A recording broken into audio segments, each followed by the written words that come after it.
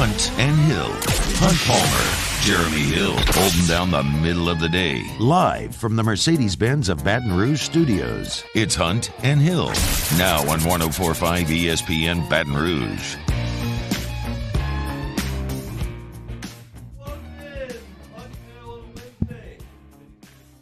Studio downtown in the capital city. I am Hunt Palmer. He is Hill. Jeremy Hill, Michael Patel, and Taylor Sharp back there on the ones and twos. Mr. Hill, how are you? Look, you may have been getting the golf picks wrong, but I've been getting this College World Series wrong. Arkansas did it again, man. Yeah, we're going to talk about this whole thing in a second. It is disconcerting, to say the very least. But we got some other things to talk about. Besides the College World Series today, we will get to some running back talk. And as far as recruiting goes, with LSU, want Jeremy's thoughts on a couple of running backs in the state. We will talk about Shohei Ohtani at the end of this hour because no one's doing that. Real short segment, but it's like this guy's on another planet. Lead toss, of course, cranking up in hour number 2. Sharif Ishak will be with us in hour number 2 as well, talking Pels draft as that fires up tomorrow. And we'll talk a little summer baseball in the second hour as well. Most important summers for which players on LSU's team that have gone out to their summer assignment. But we will start with the College World Series. A couple of things. I told you, up and down many times how pumped I was just to watch the College World Series. I was just, for some reason, I didn't have that hangover that generally comes after LSU is eliminated. I was excited to watch. 2 things on this College World Series. The games have been horrible from a competitive standpoint. Let's just go back and run through all of them. It doesn't take that long. Friday, opener. Oklahoma gets out 10-0 on A&M, and they win the game 13-8. Notre Dame beats Texas pretty handily in game 2. 7-3 was the final. It was never all that close. Then you go to Saturday's games. Arkansas beats Stanford 17-2, and Ole Miss pounded Auburn 5-1 behind DeLucia, who worked into the 8th inning and was masterful, and Auburn was really never going to win that game. Then you go to the, I guess, Sunday games? Yeah, Sunday games. A&M beats Texas 10-2, not close. Notre Dame beats Oklahoma beats Notre Dame 6-2, not that close. Monday's game, Auburn beats Stanford 6-2, never really all that close. And then then Monday, Ole Miss beats Arkansas 13-5, just crushed the ball over the yard. Arkansas had no answer. Then you go to yesterday's games. A&M beats Notre Dame 5-1. A&M was comfortably ahead the majority of that game. They got out to a 5-0 lead and never really looked back. And then Arkansas beat Auburn 11-1. There has not been one late 8th or 9th inning dramatic game in this entire College World Series. Not one. The other part of this equation is I don't think if you started this thing back in February, if I could lay out a less ideal Final Four for me as an LSU fan. I mean, the only thing you could do is pull Oklahoma out and probably put Mississippi State in. Like, that's as bad as it gets. Yeah. A&M, Ole Miss, Arkansas, and if you put Mississippi State in there, that'd be as bad as it gets. I mean, I know everyone hates Alabama, and that's the big one. Alabama doesn't even know they have a baseball team. Like, they don't care about baseball. They haven't cared about baseball since the late 90s. I don't care about Alabama baseball. We beat them every year. The teams that care about baseball, the ones that are building programs, the ones that you're competing with on the national recruiting trail, they're the ones that are showing up here. And it's very disheartening. Yeah, no, I think all the teams that we predicted to really show up and really, X us out a lot of these, endings where, SEC teams could come out on top. So those teams just, quite frankly, they didn't show up. We were, rooting hard for Stanford. Yeah. That didn't last very long. And we were going, obviously, I was going for Notre Dame. And, they didn't show up when they needed to the most. And it's just, it's kind of our worst nightmares happening right before our eyes. And we're going to get looking like we're going to get an all SEC final, which is not good. But that's where things are pointing right now. They are. I mean, Oklahoma, we'll see what they can do. But look, I think there are some of you that don't want to see Tennessee there, and I didn't really either, and I don't want to see Florida there, and I don't really like Vanderbilt either. But as far as give me a Fullerton, give me a Michigan Cinderella run. I'll take Arizona State, UCLA, anybody show up and beat these teams. But it's just the teams that you compete the most closely with are showing up here in the Final Four. So let's go back to last night's action, or I guess yesterday's action as well up in Omaha. Texas A&M, look, they got A&M and Arkansas both got, and I'll use air quotes here, Caleb Gilbert outings here. Nathan Detmer has been pretty mediocre all year, was atrocious in his first outing here in Omaha, and he goes out and, I mean, just ties Notre Dame in knots from start to finish. His final line in the game, 7 innings, 3 hits, no runs, no walks, 6 strikeouts. I mean, this is a guy who didn't get out of the second inning of his first outing. This is a guy who has carried a mediocre ERA all year long. Now, he's been one of their guys because you got to have somebody go out there. But for him to go out there against Notre Dame, who was knocking Blade Tidwell all over the place in Knoxville last weekend, and to shut them out totally is shocking. It's kind of what makes this a great sport. Yeah, it is, and it's so unpredictable, especially when you look at some of the guys, previous performances. And I think going into that Ole Miss game, I'll talk about, how much the top of their order is really going to have to show up and help them win that baseball game.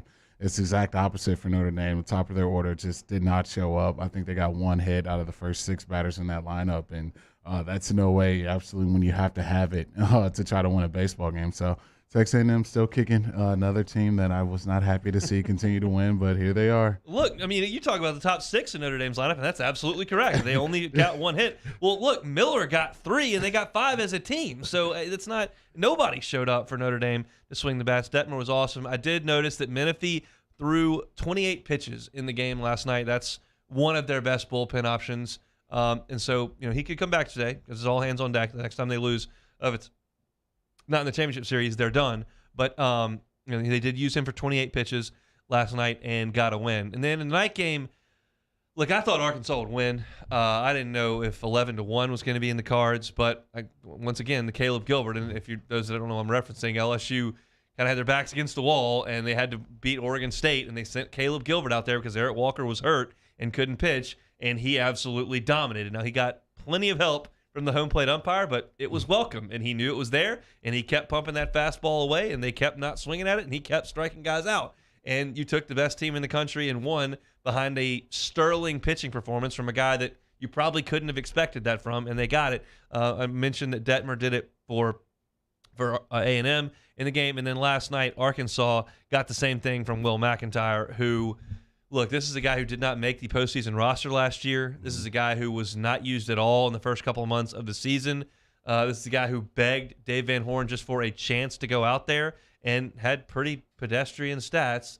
And then he shows up, and there goes 7 innings, 3 hits, 1 earned run, 9 strikeouts, and 1 walk. And that's a good Auburn hitting team. They couldn't handle McIntyre, he was really good. I mean, it was 90-91 with the fastball, and he was dropping sliders on, and they weren't laying off of him. He was really awesome, and Arkansas, on the other hand, just ran out of pitching. They started with Barnett. He gives up 4 runs, and they go to Armstrong. He gave up 4 runs against a good Arkansas team, and I'll be quite transparent, not thrilled to look up and see Peyton Stovall in the 2-hole for Arkansas, getting 5 hits and driving in 3 runs, scoring 2 more for Arkansas. He is, of course, from Houghton High School. He's not Dak Prescott yet, but he's from the same town, from the same school, and at an SEC rival, and looks to have kind of found his way. He struggled early in his first year. He was a hugely sought-after recruit, very much like the guys we're talking about with LSU, up until this July draft. And he turned down, well over $1 million to go to Arkansas, and he made it work last night, 5 of 6, 11-1. Arkansas sends Auburn packing. Yeah, and you're seeing this common theme here in Omaha, and I know LSU had their own way of doing things this season as far as pitching goes, but a lot of these teams are winning in dominant fashion. They're getting a guy getting on the bump, and he's getting stretched out and he's pitching. And for McIntyre, I think what a time to do that for this Arkansas team. And you talk about their bats, that's kind of been the thing that's kind of made the team extremely scary, and they showed up again when they absolutely had to have it. So another SEC team deep in Omaha again. It's one of those things. We talk about this in regionals. We talk about it in Omaha. It's really hard to come out of the losers bracket because you've got your team set up the way that it's set up. And you've got your 1 starter, your 2 starter, sometimes your 3rd starter, sometimes not. Midweek's usually a crapshoot. That frustrates people in Baton Rouge. It just is the case just about everywhere you look in college baseball. So when you get in the losers bracket and you realize, well, I can't go back with my ace, I can't really go back with the number 2, there's no way. Well, every once in a while, one of these guys shows up. Now, Detmer is a weekend guy for A&M, but McIntyre is out of nowhere. And then all of a sudden you get 7 shutout from him. It's the same way with Caleb Gilbert. It's not something you can predict pre-tournament, but that's what it's going to take when you lose a game and get into the losers bracket. You can't you can't advance if you don't get that kind of effort. And so Arkansas's gotten it. Now we're in a situation where a couple teams have to show up and win 2 ball games. Texas A&M has to beat Oklahoma twice, and Arkansas has to beat Ole Miss twice. Those are the games that we'll see today. The first one starts in 50 minutes. It'll be A&M and Oklahoma. A&M going to go with Ryan Prager on the mound. He started 8 SEC games for him, so he's been kind of a Sunday guy. In SEC play, though, it did not go great, even though he started 8 games. He was 0-2, and his ERA was 8.37. So it hadn't been awesome. He's made 2 postseason appearances. They've been out of the bullpen and been reasonable. But they will face off against David Sandlin from Oklahoma, who was Oklahoma's Sunday starter all year. He is 8-4 with an ERA of 5.93. Big 6'4" right-hander. A&M saw him back on Friday. They scored 4 on him in a third of an inning. So, look, one of these guys could show up and do what we saw yesterday, unexpected, but you would have to think that Oklahoma and A&M both need to put their offensive shoes on and go to work today, because that's probably what it's going to take. Yeah, I think for both of these teams, they would love a world where their starter's going to go and get stretched out. But the way these teams are swinging the bat, it just seems very, very unlikely. I think both of these teams should be getting to their bullpens pretty soon, and it's going to really be what bats can show up and score the most runs. So this is going to be a tight game that I'm pulling for Boomer sooner in for sure. And the other game tonight at 6 o'clock is Ole Miss and Arkansas. I think everyone's very familiar with those two teams. Look, Ole Miss is going to go with John Gaddis.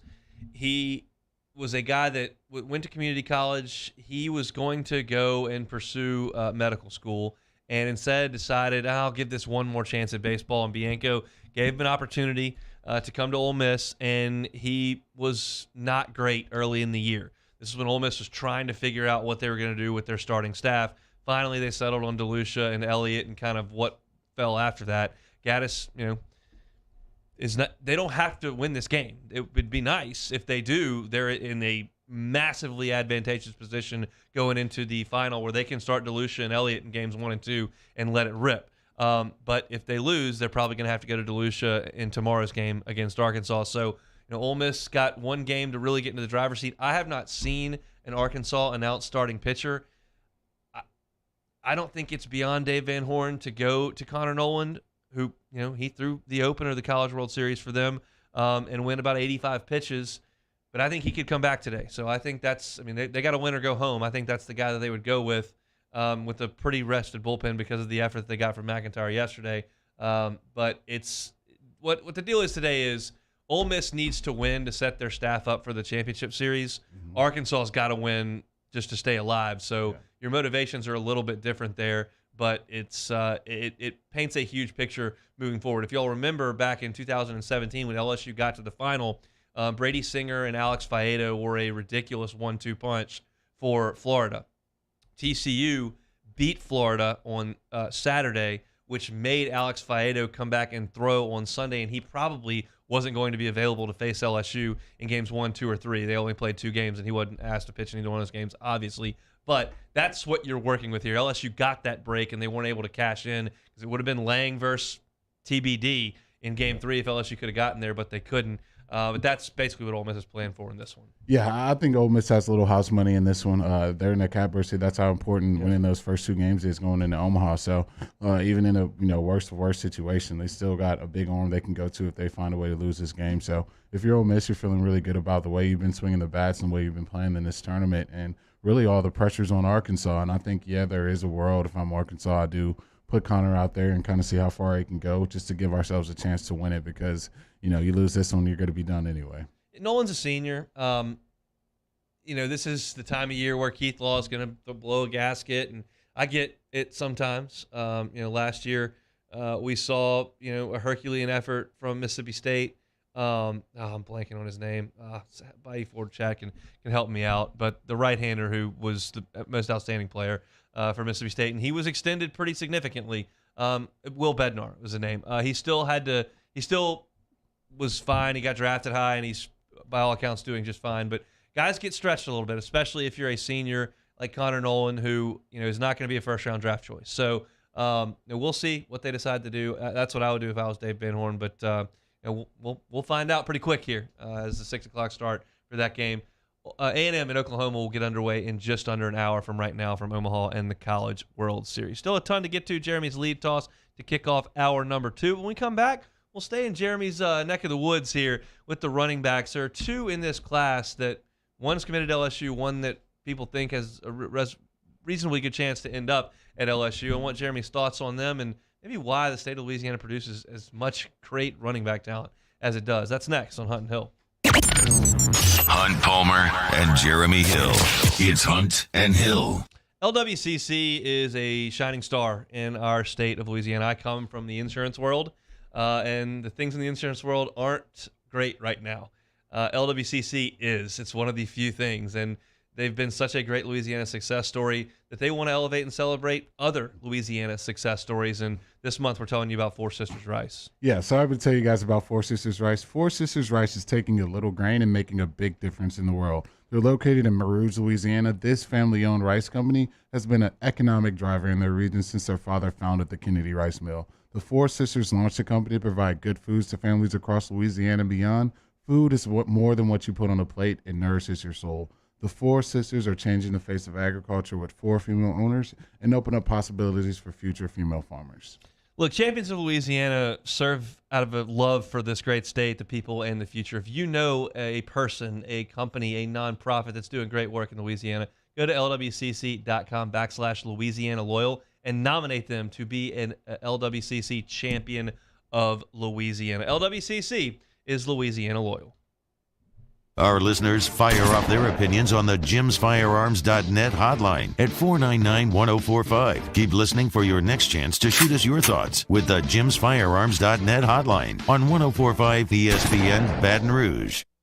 Bayou Ford has $10,000 off new Ford F-150s. We have new 2021 F-150s on our lot now with $10,000 off MSRP. And all new Bayou Ford vehicles come with a 1 million mile powertrain warranty. If you need sales or service, the crew at Bayou is going to do right by you.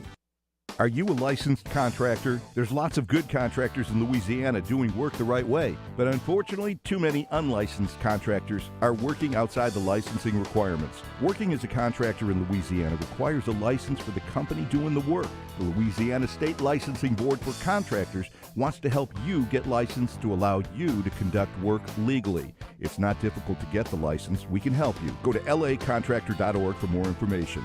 Licensed contractors, it's the law.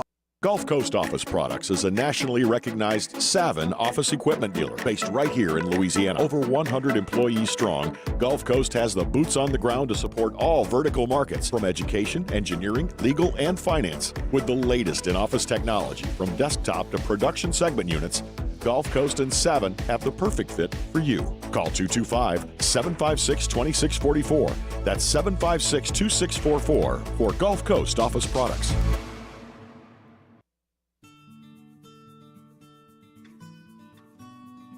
This is a house call. This is a follow-up appointment. This is a diabetes checkup. This isn't just more convenient care, it's more advanced care. This is innovating healthcare at Louisiana's #1 hospital, Ochsner.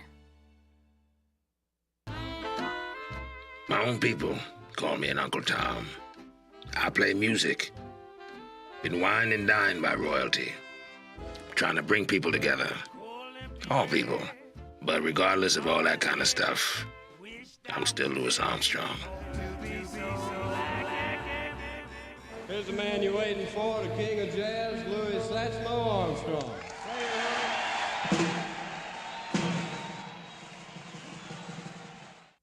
ServiceMaster Elite create clean, disinfected work environments. As a local business, we take pride in serving the New Orleans and Baton Rouge areas. Our cleaning protocols follow CDC and OSHA standards for healthcare settings, offices, senior living, restaurants, and industrial plants. Contact ServiceMaster Elite to get your operation ready for reopening with germ disinfection cleaning. ServiceMaster Elite, the trusted choice in professional cleaning since 1996. There's nothing better than tailgating, but it can be a lot of work. So why do it yourself when you don't have to? Let Revelry Sports and Entertainment set up your luxury tailgate on campus. Order what you want and just show up to party. Book your tailgate today at revelryteam.com. Revelry Sports. ESPN and Guarantee Media bring you Drop Biscuit Studios. It's a southern home for storytellers. Visit dropbiscuit.com today and check out the trailer to our first original series, Pops, the Louis Armstrong story, starring Reno Wilson. Subscribe today.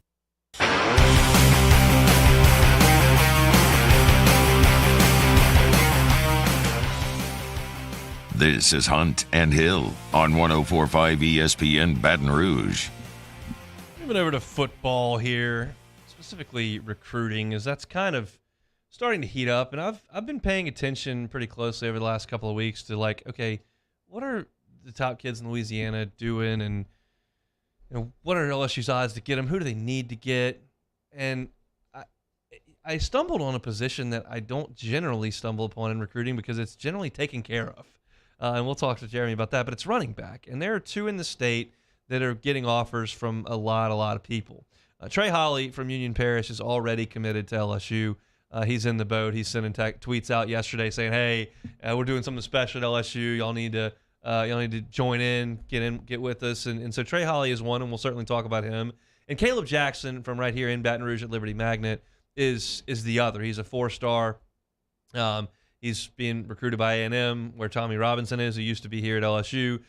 He's being recruited by Alabama, Auburn. Everybody's kind of in the mix for Caleb Jackson as well. And these are guys that LSU would do well to land because you're looking at your current running back crop, and John Emery's in his last year, and Noah Cain's going to be in his last year. And Armani Goodwin, I think, is talented. Do I think he's going to get the ball 28 times a game against Alabama? Probably not. So adding to your running back room, I think, is going to be very important. Holly's a guy that had committed a couple months ago, and we spoke about him, and I'll let you do that now. But I want to get your thoughts on Jackson as well. So Holly, first of all, I know impressed you pretty quick when you were watching tape. Yeah, I actually got a chance to talk to him yesterday, and he's just super excited, man. He's pumped up to be a Tiger. He's like, man, I wish I could put the purple and gold on right now. Like, hey, you got a senior year to worry about, but he's ready to go, man. And I think that's a perfect guy for this Denbrock offense. They're going to spread people out, and they're going to try to get their backs in space. And a guy like Trey Holly in space is really, really dangerous for defenses, man. They're not used to, having to break down and tackle guys that short and that quick and with that much make-you-miss ability. So I'm excited for Trey, and he got 1,000 yards to go to be the all-time leading rusher. So he should be tackling that feat pretty soon here.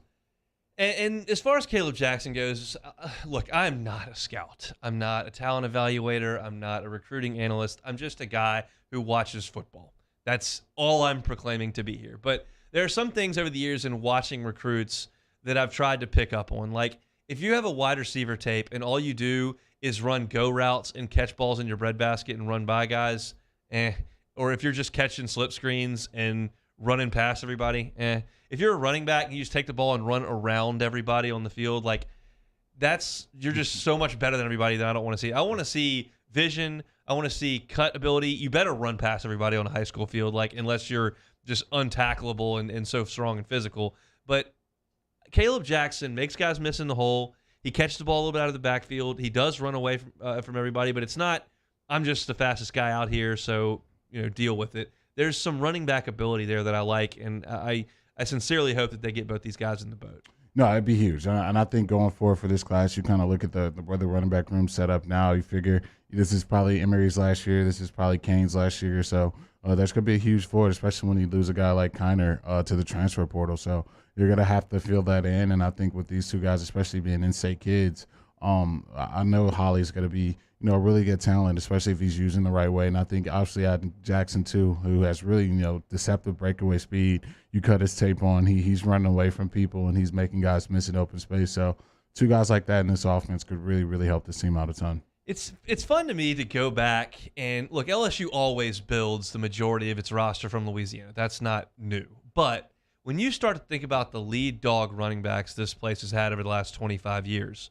and you go back to Falk, and you go back to Justin Vincent, and you go back to Allie Broussard, you go to Hester and Charles Scott and Keelan Williams, and then you move into who was right after those guys? I guess it would have been there was Spencer Ware's not from here, but Spencer Ware, Alfred Blue, Kenny Hilliard, Jeremy Hill, and then after that Leonard Fournette and Darius Geis. Like, it's all Louisiana outside of like a Dye and Spencer Ware, and then Ridley, who is from 5 minutes from Louisiana, right up there Yeah. in Mississippi. Not Louisiana, but very, very close. Why do you think this state continues to produce 4 and 5 star running backs every year, all SEC candidate at LSU just about every year, and then first round, second round, third round draft picks that go on to set records in the NFL? Man, I don't know. That's a great question. I mean, you look at the history, you look at, a lot of the great backs, even the ones who didn't go to LSU, Marshall Faulk, Warwick Dunn, some of the other great running backs from this state. Travis Minor. Yeah, you can go Travis on. Etienne. Yeah, so you can go on and on. It's just really a talent-rich state, man. I wish we could pump out quarterbacks like that, but that's a different conversation. But, yeah, the running backs is definitely a position where you don't have to search far and find a really, really talented guy who can definitely play at the next level for sure. I was listening to Chuck Oliver last night after Pluckers. He's on from 8 to 10 here, and I was going home and listening to him, and he was talking about how California's always got 4 stud quarterbacks every year. Mm-hmm. You can just go to California, there's going to be a great quarterback, and then I started thinking about and running back comes to mind. We have some pretty good defensive linemen you could run through the years that have come through here, and offensive line's been a little bit of a struggle, especially tackle. Not as much, and quarterback we know has been a huge struggle. The wide receivers have been really good, Nodell and Jarvis and Jamar and Terrace, and there's been some pretty salty wide receivers that have come out of here as well. But they've also gone out of state to get Dwayne Bowe and JoJo LaFell and some of those guys. So it's just less of the time running back in Louisiana. And I think the one time we thought maybe you were kind of running low on talent at running back, Nick Brissett ran for 1,000 yards, and the next year Clyde led us to the national championship and went in the first round. And that was when you thought the talent level was down at that position. It's remarkable to me to think back on the running backs that have come through and realize that we don't ever leave the state for that guy. No, it really hasn't. You really go back, especially really the top end. I remember it was the end of the world, especially at my school when Joe McKnight decided not to go to LSU. Oh, my God. I'll tell that story in a second. Everyone was having a heart attack. What is this guy doing? I forgot it's about him. Taboo to not go to LSU if you're a Louisiana running back. So, I think you look at the other ones. I didn't mention Joe McKnight, and that's a huge miss. So that was in my following recruiting heyday. I was 1 year older than Joe, so when he was going through recruiting, I was a freshman at LSU. And the stories coming around on the internet, on text messages, in the bars, Les and Pete Carroll both went to the house the same night. Les was leaving. Pete Carroll came in and put Reggie Bush's Heisman on the coffee table and was like, "This is what you play for." And I remember this, clear as yesterday. I was in my dorm room at Herget at LSU, and everybody's got ESPNU on the TV. And Joe McKnight comes out, and we didn't like the color tie he was wearing, and he puts on the USC hat. And you can just hear down the hall expletives flying, chairs being thrown. God! People screaming, no! Les! How could you let it was Armageddon in Herget Hall when Joe McKnight did not come to LSU. No, that's the same way it was at my school, man. It was blew people away, man. It never happened, but that's just the stronghold that the state has on the backs, man. And so it was crazy to see kind of Joe take his talents there, but I don't think you'll see too many more. At least I know A&M had a little something to say about that last year. But let's see. I got more Joe McKnight stories. We're gonna stay on this for a second. So, my senior year, I didn't play high school football. I played basketball, and the Tuesday before the playoffs started, I went up in the jamboree and sprained my ankle pretty bad. It was bad. I heard it pop and went to get x-rays and the whole deal. It was bad. So I couldn't go down to support my classmates in the playoffs. This was Katrina year. And you kind of cobbled a schedule together, and my team went 2-8 and made the playoffs as the 32nd seed in 2A. Well, who's the number 1 seed? John Curtis with Joe McKnight. So our team has to go play John Curtis. We are not good at all. We won 2 games, and we're sending a bunch of guys who have no chance to ever sniff a college football field down to play John Curtis.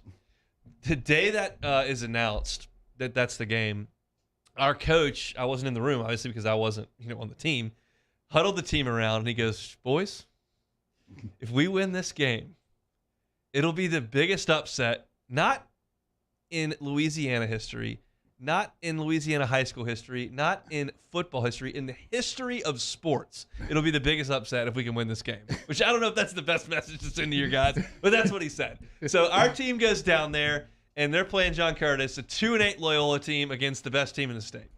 And our kicker is so nervous on the opening kickoff that he cold shanks it, trying to kick it deep. He cold shanks it perfectly 10 yards, and we fall on it for an onside kick on accident. And we get the ball. And so everybody's going nuts. Of course, we go 3 and out. Joe McKnight's stats that day, 4 carries, over 150 yards, 4 touchdowns. He didn't play the rest of the game. He touched it 4 times, ran for 4 touchdowns, and that was it for Joe that night. Hey, look, I haven't had to be on the front side of that where you just know things aren't going to go well for you from the moment you kick it off. So I couldn't imagine then going against Joe. That high school tape, you want to cut on a high school highlight tape and just watch many of his boys. That dude. I watched his highlight tape many times that year, and my friends are on it. And a couple of them, I think in my head, like, these are fast guys. I've grown up with them. Like, they are fast. They are leadoff hitters in baseball. They're wide receivers in football. Like, they can run. Joe is just cool moving, and they are hauling it, and he's like just gaining ground away from it.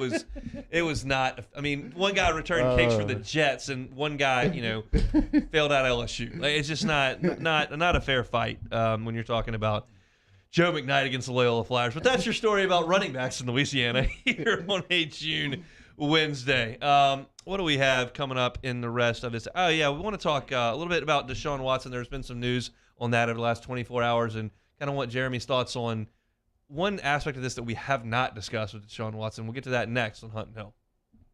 Hold down the middle of the day. This is Hunt and Hill. In times of need, get a full list of phone numbers, websites, and other important emergency information on the Demco Stormwatch page at 1045ESPN.com. There it is, the extra mile, on the border of expected and extraordinary, for those willing to go further, like vans customized for work or play, with safety and tech to keep you connected, supported by a 5-star sales, service, and finance team, and backed by the 1-star you know. So go the extra mile. It's never crowded, because so few have what it takes to go there. Mercedes-Benz Vans. Join 100.7 The Tiger and Our Lady of the Lake Ascension, Saturday, June 25th at the Lamar Dixon Expo Center in Gonzales. Enjoy live music from Ted Durr, Mike Broussard and the Night Train, and Jamie Badron and the Kickin' Cajuns. Make sure you grab a delicious plate of jambalaya from the Mike Ward's Liberty Safes Jambalaya Cook-Off to raise money for the Alzheimer's services of the capital area. The Swamp Pop Music Festival with Supreme Chevrolet. Louisiana's country station. 100.7 The Tiger. It's no secret. The best oysters in Baton Rouge are at Jolie Pearl Oyster Bar. Enjoy mouth-watering South Louisiana flavor and oysters from all over the country. And don't forget our nightly drink specials.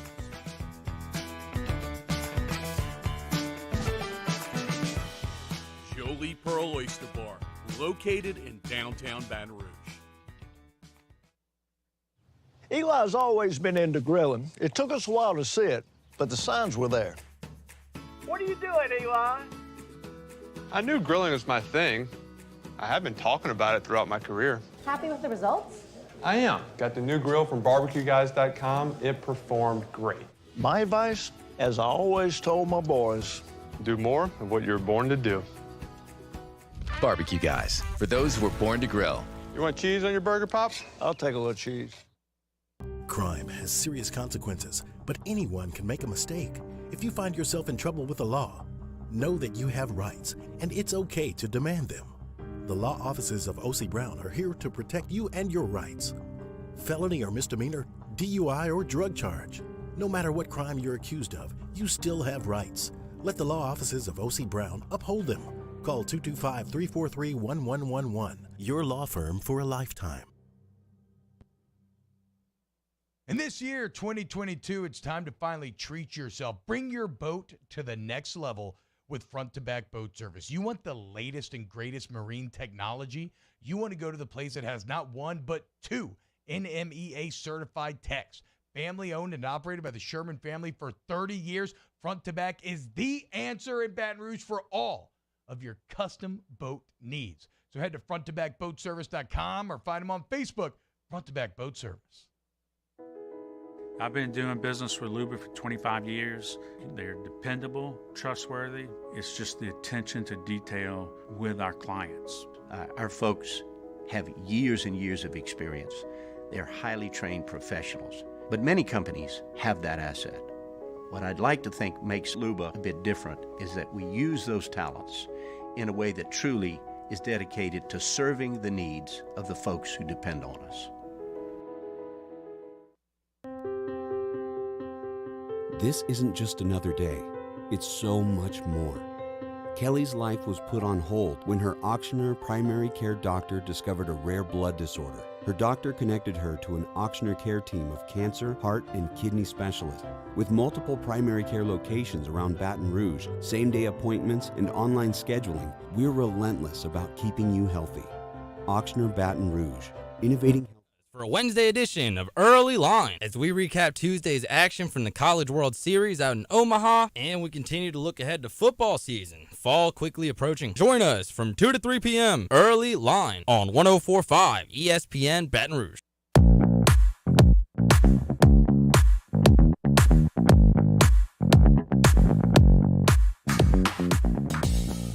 Hunt and Hill, 104.5 ESPN Baton Rouge. Out in the open field here on a Wednesday edition, Hunt and Hill. Deshaun Watson, some news as that story progresses. 24 women have levied accusations of sexual assault against him, and it came out yesterday that 20 of those have now been settled out of court. I'm not here to play attorney or judge or jury or commissioner. I'm curious on the football side of things, Jeremy. If what is rumored is true, if they suspend him for the year and he doesn't play football for 2 years, how big a deal is that in terms of his development as a football player when he comes back? No, it definitely doesn't help. I mean, the only way to get better at playing football is playing football, especially when you're a quarterback. And, it's a very fast-moving game, and you got guys who are, 6'4", 250 plus, coming off the edge running 4.5s. You can't simulate that, playing pitch and catch in the backyard. So I think for Deshaun, I think the first order of business is kind of getting this thing behind him. It looks like it's progressing that way. And I think, as this thing kind of progresses, it does look that way. I thought maybe 6, possibly 8 games, but when you start hearing settlements, the league doesn't want to hear that. They don't like anything that's a distraction to that shield. So I could possibly see a full year coming down on Deshaun. Here, and this is, I'm not trying to play jury here. I'm just kind of tossing stuff out there. You've seen these situations play out over the course of a decade now. Settlements, in a way, if you're just looking at it from the outside, there's a modicum of guilt involved in that. How much, it just depends on who's paying attention and how many facts you have and what you know. Does that, impact what the league does? I mean, that's the thing about it. I mean, that there's no real – sometimes they send these things to arbitration, but I don't know if this is going to be one of those deals. But it's kind of like their judge, jury, executioner. They don't necessarily have to have anything, solidified or, this is proof. There's nothing there that says that. Only thing that says in that CBA is if you, put a dim light on that shield, they can put the hammer down as much as they want to. I know – the PA is going to do the best that they can, but you talk to Hester, it's not much they can do neither. So it's kind of what you signed up for with the CBA, and I think Deshaun's going to be at the mercy of Roger Goodell, and I don't think Roger's going to take this lightly. I think it's going to come down pretty hard on him. What do you think the Browns locker room, I realize they're not in practice right now, but what do you think, as a metaphor, the Browns organization and team is thinking about the fact that their quarterback's kind of a revolving door at this point? Yeah, it's tough, and I think it's the last thing you want, especially as a professional, especially for Deshaun, who's trying to earn his teammates' trust every day he walks in that building. It's a huge dark cloud over the organization and over all his teammates. It's going to be something that it's not going to be asked today. Tomorrow it's going to be asked every single day they walk into that building until this kind of thing's put behind them, and even so after that, it's going to be something that everyone's going to be wondering what the lingering effects are. So this is a huge distraction. You heard Deshaun kind of mention that. Just how big of a distraction that's been for everyone, and it can't be pleasant for anyone. But for the Browns, There's not many guys that talented walking around the earth. So you can understand why they went that route, but I can also see the other side where people could really kind of, be adverse to that and really not be happy with them making that decision. There's a media talking point that things become such a distraction. It was, can't bring Tebow in because he's going to be too big a distraction. You can't bring Kaepernick in now. It'll be too much of a distraction. Deshaun Watson at this point, too much. Do players care what the media asks them in the 12 minutes that they're doing a press conference? Like, is that a big deal? I wouldn't say it's a big deal, and I think especially depends on the guy. If it's a guy like we had with LSU, we saw them talking about Jordan Thompson the other day. Like, if there's something going on with Jordan, every single guy in that locker room's going to go to bat. They're going to, put it on the line for him. They're going to have his back. For Deshaun, it's like he just came around all of these guys. So it's like, I don't really know the guy, like what he was doing. That's nothing to do with me. I didn't do anything. So it makes it very, very tough for the guys in that locker room to kind of have his back at the level that you would want your franchise quarterback to have. So makes this thing even a more sticky situation than it already is. Yeah, I mean, I think I've always tried to answer that question internally with no real-world perspective on it. It's like, guys are out there practicing and they're watching film and they're in meeting rooms and all that kind of stuff. Yeah, they do have to go answer questions from the media for a couple of minutes, and then you just kind of get on with it. And half the time, you're not telling the truth on that either. I mean, Yeah. if there's a situation where you realize that this team's not very good, or this is a guy that we know we can expose, he's not very good, you're not going to go up there and say, yeah, this guy stinks, we're going to take care of him, because you can't say that in the media. So half the time, you're just making stuff up with the media anyway. So it's that whole thing to me has always kind of been kind of a take it or leave it type situation. I mean, you heard last week Brooks Koepka trying to act like he was getting frustrated with the questioning when he was just, outwardly lying while he was talking to the media. They were like, what do you think about Live Golf? And he's like, well, I mean, I haven't thought about it. I'm trying to win the U.S. Open. Well, y'all are cutting black cloud in the U.S. Open. Well, and then 20 seconds later, he goes to the Live Tour. So sometimes when I hear the distraction thing and what people are saying about what athletes are going through, sometimes I try to see the other side of it. And at this, it's like,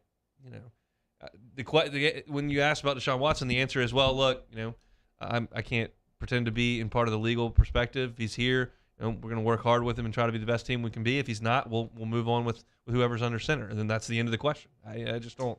I don't think it's some sort of massive albatross for the Browns players to deal with.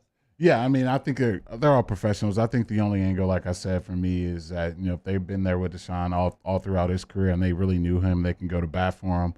That'd be one thing, but I think with that being outside of it and this being such a sticky situation that no one really wants to talk about, it just creates a weird dynamic in the locker room where guys really don't want to be talking about it. It's just it's an unnecessary evil for the Browns that they're going to have to really deal with for the rest of this season. I don't think it's really going to be going anywhere. So you weren't answering questions from the media at all for the Shady's fight, because that was the year before you started playing here. But have you been on a team where there was some sort of off-the-field issue that the players kept getting asked about? Yeah, 100%. I think I played with Vontaze Burfict. There seemed to be always something going on with that. And then even with Tom, whenever we were there for OTAs and there was like the him and Bill thing going on and he wasn't there for OTAs, that was something that they constantly kept asking. But, that's something that you can do. And I think Coach Belichick talked about all the time, really, if it's not affecting you, then you shouldn't be really answering that question because you really don't know anyway. So you kind of keep it that way. And like I say, if it's a guy like Tom, then it's really not a big deal. It's like, but when it's a sticky situation like this, it's like you just kind of can't really talk about it and kind of move on to the next thing. 25 minutes from first pitch up there in Omaha. It'll be A&M in Oklahoma. Aggies are going to have to beat Oklahoma twice. The winner of that round is going to head to the College World Series final. Keep you posted on that throughout the second hour. Our Lady of Lake Ascension, 100.7 The Tigers Swamp Pop Music Fest and Jambalaya Cook-Off is Saturday, June the 25th from noon to 9 at Lamar Dixon. I want to thank the title sponsor, Our Lady of the Lake Ascension, the Jambalaya Cook-Off sponsor, Mike Ward's Liberty Safes, and the presenting sponsor, Supreme Chevrolet.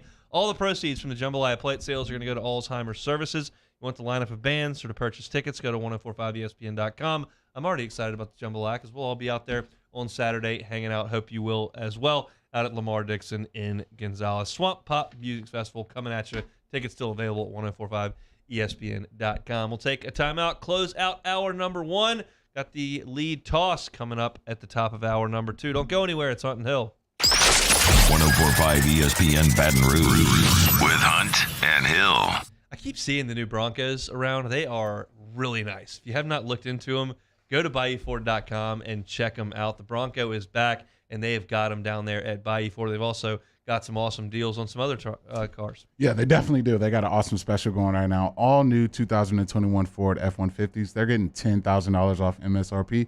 Also, all new 2022 Ford Edge SUVs, they're getting $4,000 off MSRP. Running out of time for this AC check. They will check your AC, make sure it is running properly, and they'll come pick up your car and bring it to the dealership to do it. Just $29.95 for that AC check going through the month of June. It's June 22nd right now, so if you need to get that AC checked, want to make sure before you go on vacation that AC is running the way it should be, go to BayouFord.com, call them at Bayou Ford, and schedule that AC checkup appointment for you at Bayou Ford, where they're going to do right by you.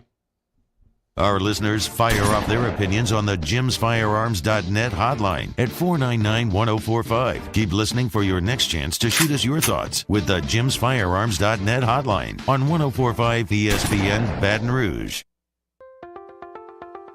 If you're in an accident, a car accident, a slip and fall where you're injured, you need to call an attorney. The defendant insurance company, it's their goal to close the case as quickly as possible and pay out the least amount of money as possible. That's why it's important to call an attorney and call the law offices of O.C. Brown. At the law office of O.C. Brown, we're a family-owned firm. We want to be your law firm for a lifetime.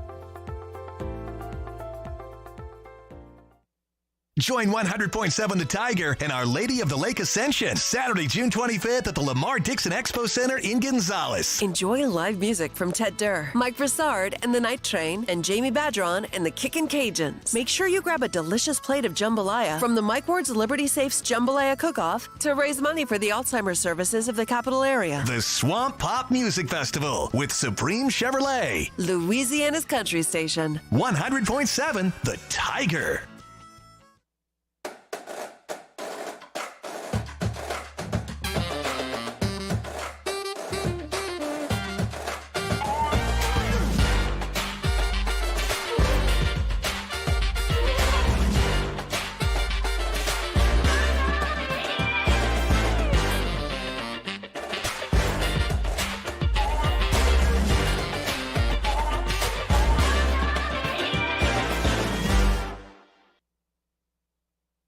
Bayou Ford has $10,000 off new Ford F-150s. We have new 2021 F-150s on our lot now with $10,000 off MSRP. And all new Bayou Ford vehicles come with a 1 million mile powertrain warranty. If you need sales or service, the crew at Bayou is going to do right by you.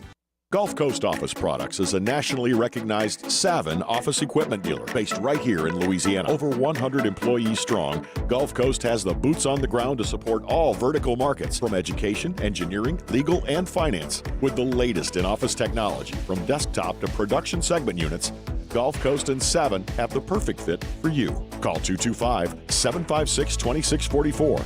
That's 756-2644 for Gulf Coast Office Products. Are you a licensed contractor? There's lots of good contractors in Louisiana doing work the right way, but unfortunately, too many unlicensed contractors are working outside the licensing requirements. Working as a contractor in Louisiana requires a license for the company doing the work. The Louisiana State Licensing Board for Contractors wants to help you get licensed to allow you to conduct work legally. It's not difficult to get the license. We can help you. Go to lacontractor.org for more information. Licensed contractors, it's the law. Gulf Coast Bank and Trust is giving our customers the power to bank anywhere, anytime during this challenging event. And we're right there with you. Our mobile banking app is a smart way to manage your money and time. Gulf Coast Bank and Moscona inviting you to join us for Wednesday's AFR, presented by Pluckers. A couple of transfers join us. Jack Pineda, Baylor transfer, and Seven Banks, Ohio State transfer. They'll join us. Hopefully you will as well. Wednesday, 3 to 6, 104.5 ESPN Baton Rouge.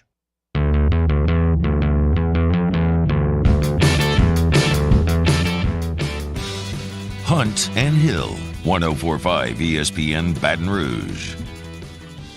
Transfer portal keeps churning in college baseball. LSU has had another player enter the transfer portal in the last 24 hours. Jacob Hasty, left-handed pitcher, has decided to explore other options. Nothing surprises me anymore. I mean, if Dylan Cruz jumped in the transfer portal, I'd be really surprised. If Trey Morgan jumped in the transfer portal, I'd be really surprised. But, you know, the guys who have kind of been role players, not as much. And Jacob Hasty had an interesting track. He was very, very bad in the fall for LSU. Was not good in his bullpens early on, so didn't really get a shot. And then later in the season, they kind of found something with him, and he was able to do some really nice things. He had some rump outings where he couldn't throw the ball over the plate. Wasn't great in Hattiesburg, but certainly wasn't great in the SEC tournament when he got a start. But he's got some ability, and he throws the ball 92, 93 miles an hour, and the slider's pretty good. That's a guy who's got some potential, and I was kind of hoping he'd be back as another piece of the staff next year. He still could be, obviously, but it doesn't appear that's going to be the case as he's looking around. Yeah, I mean, that's the last thing you want to hear for this team. I mean, we all know what pitching, how many woes that brought to this baseball team last year. So losing depth anywhere from that position, it's going to hurt a ton. But, you know, I got all the faith in Coach Johnson. I know he got his hands cut out for him right now with, you know, getting the staff filled back. But what he's going to do in the transfer portal, I think, you know, I trust him to, you know, if anything does go the wrong way, he can find a way to get that spot filled in for sure. I went back and looked at more video of Christian Little yesterday, who entered the transfer portal and was at LSU yesterday for a visit to the Vanderbilt right handler. And look, the numbers are good for 2 years. You know, not eye-popping, but good. The stuff is serious. He pitched in that game earlier this season where Vanderbilt threw a no-hitter against Kentucky, and he only threw the last 2 innings of that game. But he was throwing 95, and the slider was disgusting, and Kentucky was just overmatched. And he had a little bit of swagger to him and a little bit of just a little bit of that bullpen confidence you want of guys coming out there, coming out of the bullpen. And I think, you know, there's a thought that, you know, all these guys want to be starters at some point. Maybe Jacob Hasty wants to be a starter somewhere and doesn't think that that's necessarily in the cards for him at LSU, and so you want to go somewhere else. But man, Christian Little has the makings of a big-time bullpen guy, even in professional baseball. When you consider the jump that Alex Lang has made from what he was doing at LSU, where he was pretty consistent at LSU, 92 to 95 with the hammer breaking ball, and now he's throwing a 97-mile-an-hour running two-seamer. It just takes that kind of talent and some professional development, and Christian Little's a long way away from that at this point. But, man, when you've got a guy that can kick that leg up high and then rip a 95-mile-an-hour fastball and then break off a slider, that's looks like a bullpen piece to me. And that was what I was watching yesterday. I was like, kind of thinking the numbers aren't blowing me away here, but there's something to work with there. Yeah, and then some things, especially in baseball, that you just can't coach. And if some guys just have certain stuff, and I think if it can be tailored in the right direction, it can definitely be used to their advantage and definitely to their team's advantage. And so for Christian, you see why he was so advertised coming out of high school, being the Gatorade Player of the Year in his state and being obviously one of the number one pitchers coming out of his class. He has the stuff. So I think getting in the right environment, getting in the right place, getting in the right situation, you got throwing that hard and with the off-speed stuff, he can definitely, get some outs at the college level for sure. I mean, yeah, and that's, as the world turns at this point. And I think, it's the famous Nick Saban line, which is utterly ridiculous, but he said it nonetheless. After they won a national championship one of the times, he came back and goes, we're already behind in recruiting. So, and that's just the way he's always been wired. That's the way he always functions. And it's laughable because I think winning a national championship is kind of the point of showing up, and it helps recruiting out a little bit as well when you do that. But on the same point, Jay is right now able to be full steam ahead in this transfer portal era, and being able to do that where guys that are still up there in Omaha maybe don't have as much time to do it. Trust me, I'd rather have my ticket to Omaha right now. I'd rather be at Barrett's Barleycorn, sipping a pregame beer and getting ready to go to the ballpark. But that's not the case. But Jay has full steam ahead, going after the transfer portal, talking to the guys that are going to be in this draft, and then trying to assemble a staff, which is now kind of falling apart on him after year one because guys have gotten Power 5 head coaching jobs. So it's got to use the time that's given to you, when especially this day and age when you're a college coach. And right now he's got some time, and hopefully we start to see some names kind of trickle in here from the transfer portal. I wouldn't mind at all if Christian Little announced in the next couple of days that he was headed to Baton Rouge for good. Yeah, that'd be great news. That'd definitely be great news, especially when you kind of hear the stuff around, the pitchers that are going to leave. Guys like Gervais got to make decisions. And so you can get guys that will be pitching on this roster for next year and get them signed, sealed, and delivered. I think that help a ton, especially with guys with stuff like Christian Little. We chatting with Aaron Murray tomorrow? Yes, we are. We definitely are. 12:30 tomorrow. We'll be here. My boy Aaron, SEC Networks in Georgia. And I had to be the Bulldog, but I guess we can have him on. I'm going to talk to Aaron Murray about that SEC championship game back in 2011. They came out roaring against that team, and the defense was awesome. LSU obviously didn't get a first down in the first half, and then it all fell apart, and Kenny Hilliard went nuts, and Mo Claiborne had a pick six, and it was a blowout thanks to Tyron with a little bit of help from him. But, man, that Georgia team looked good for the first 12 minutes of that game before it all got away, and then we'll talk some SEC football with Aaron tomorrow. Very much looking forward to that. If you missed the first hour, on demand, 1045ESPN.com or Spotify or Apple Podcasts. We open with some College World Series talk, a little running back recruiting talk at 12:15, I should say, and then a little LSU baseball transfer portal talk here to close out hour number one. In hour number two, Sharif Ishak's going to jump aboard at 1:15 to talk Pelicans draft. And we'll also talk about LSU baseball and their summer ball assignments, who I think has the biggest summer in front of them. That's all coming up in hour number two. And, of course, we'll kick things off with the lead toss. Come back with hour number two. It's Hunt and Hill. GatorWorks believes that your website should be the perfect full-time salesperson, one that always looks sharp, never says the wrong thing, and is always available. If your website isn't creating more leads for your business, what is it doing? Visit our salesperson at GatorWorks.net.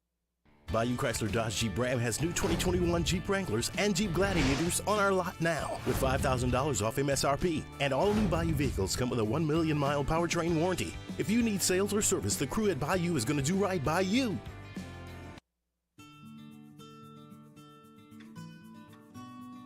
This is a house call. This is a follow-up appointment. This is a diabetes checkup. This isn't just more convenient care, it's more advanced care. This is innovating healthcare at Louisiana's #1 hospital, Auctioner. My own people call me an Uncle Tom. I play music. Been wined and dined by royalty. Trying to bring people together. All people. But regardless of all that kind of stuff, I'm still Louis Armstrong. Here's the man you're waiting for, the king of jazz, Louis Satchmo Armstrong.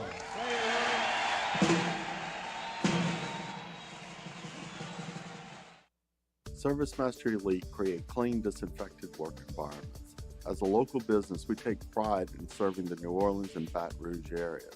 Our cleaning protocols follow CDC and OSHA standards for healthcare settings, offices, senior living, restaurants, and industrial plants. Contact ServiceMaster Elite to get your operation ready for reopening with germ disinfection cleaning.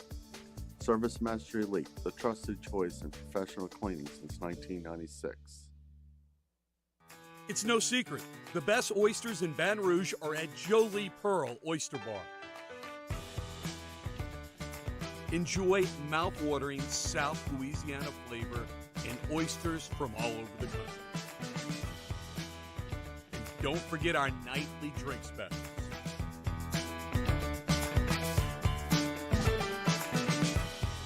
Jolie Pearl Oyster Bar, located in downtown Baton Rouge. Eli's always been into grilling. It took us a while to see it, but the signs were there. What are you doing, Eli? I knew grilling was my thing. I have been talking about it throughout my career. Happy with the results? I am. Got the new grill from barbecueguys.com. It performed great. My advice, as I always told my boys, do more of what you were born to do. Barbecue Guys, for those who were born to grill. You want cheese on your burger, Pops? I'll take a little cheese. Crime has serious consequences, but anyone can make a mistake. If you find yourself in trouble with the law, know that you have rights, and it's okay to demand them. The law offices of O.C. Brown are here to protect you and your rights. Felony or misdemeanor, DUI or drug charge. No matter what crime you're accused of, you still have rights. Let the law offices of O.C. Brown uphold them. Call 225-343-1111. Your law firm for a lifetime. And this year, 2022, it's time to finally treat yourself. Bring your boat to the next level with front-to-back boat service. You want the latest and greatest marine technology? You want to go to the place that has not one, but two NMEA certified techs.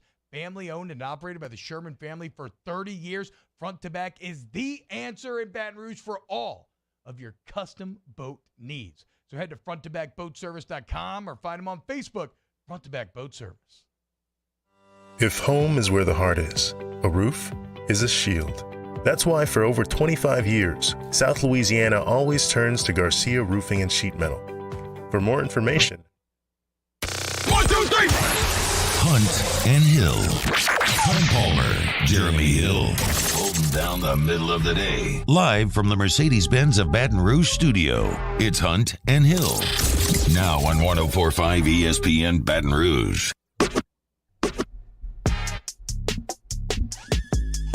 All right, 1 hour down. They're about to crank things up from Omaha, Nebraska. It'll be A&M and Oklahoma from... that doesn't roll off the tongue. TD Ameritrade was right there. Charles Schwab just takes me a second. My mind gets churning, and I can't quite get there. 5 minutes from Charles Schwab Stadium, it'll be Oklahoma and Texas A&M in what is an elimination game for the Texas A&M Aggies. We'll have Sharif Ishak with us in just a few moments at 1:15 to talk Pelicans draft. But for now, I'll give Jeremy the lead toss. The lead toss. Hands it off to Hill. Hill trying to go to the outside. Turns it upfield, and he breaks it into the clear. He's down to the 10. He's still going. Touchdown! Jeremy Hill. The lead toss to Jeremy Hill. Hill to the 20. Hill to the 10. The MVP is in the end zone for LSU. Touchdown, Tigers. Here's the lead toss to Jeremy Hill.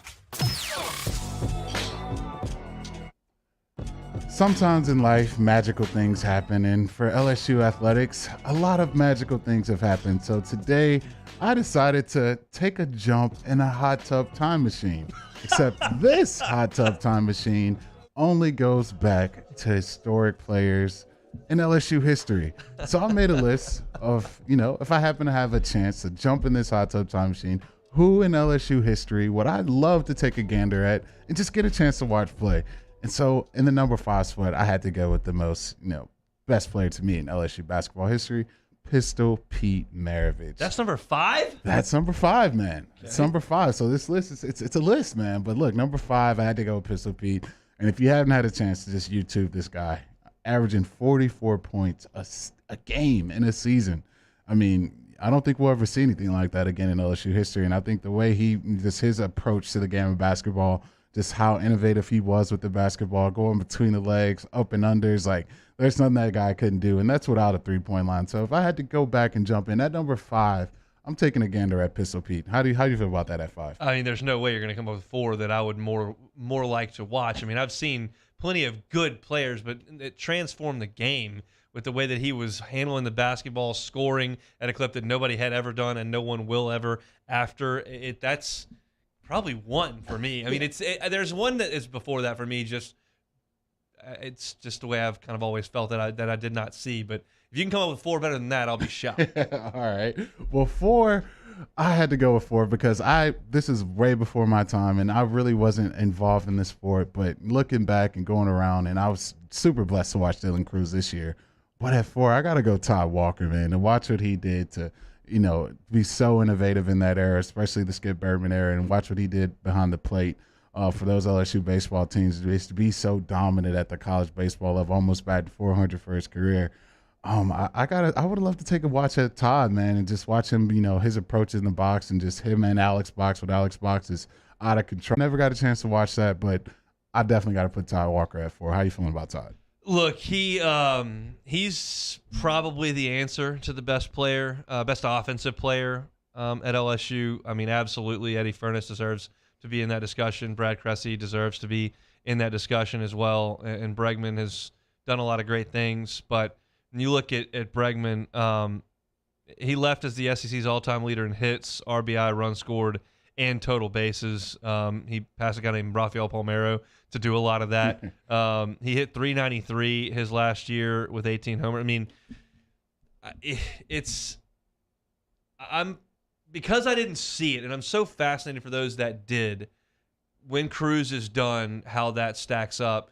Dylan needs to go to Omaha and probably needs to have a moment there. We know Walker hit the big grand slam up there in Omaha and is a national champion, and you hope that Dylan can make that happen as well.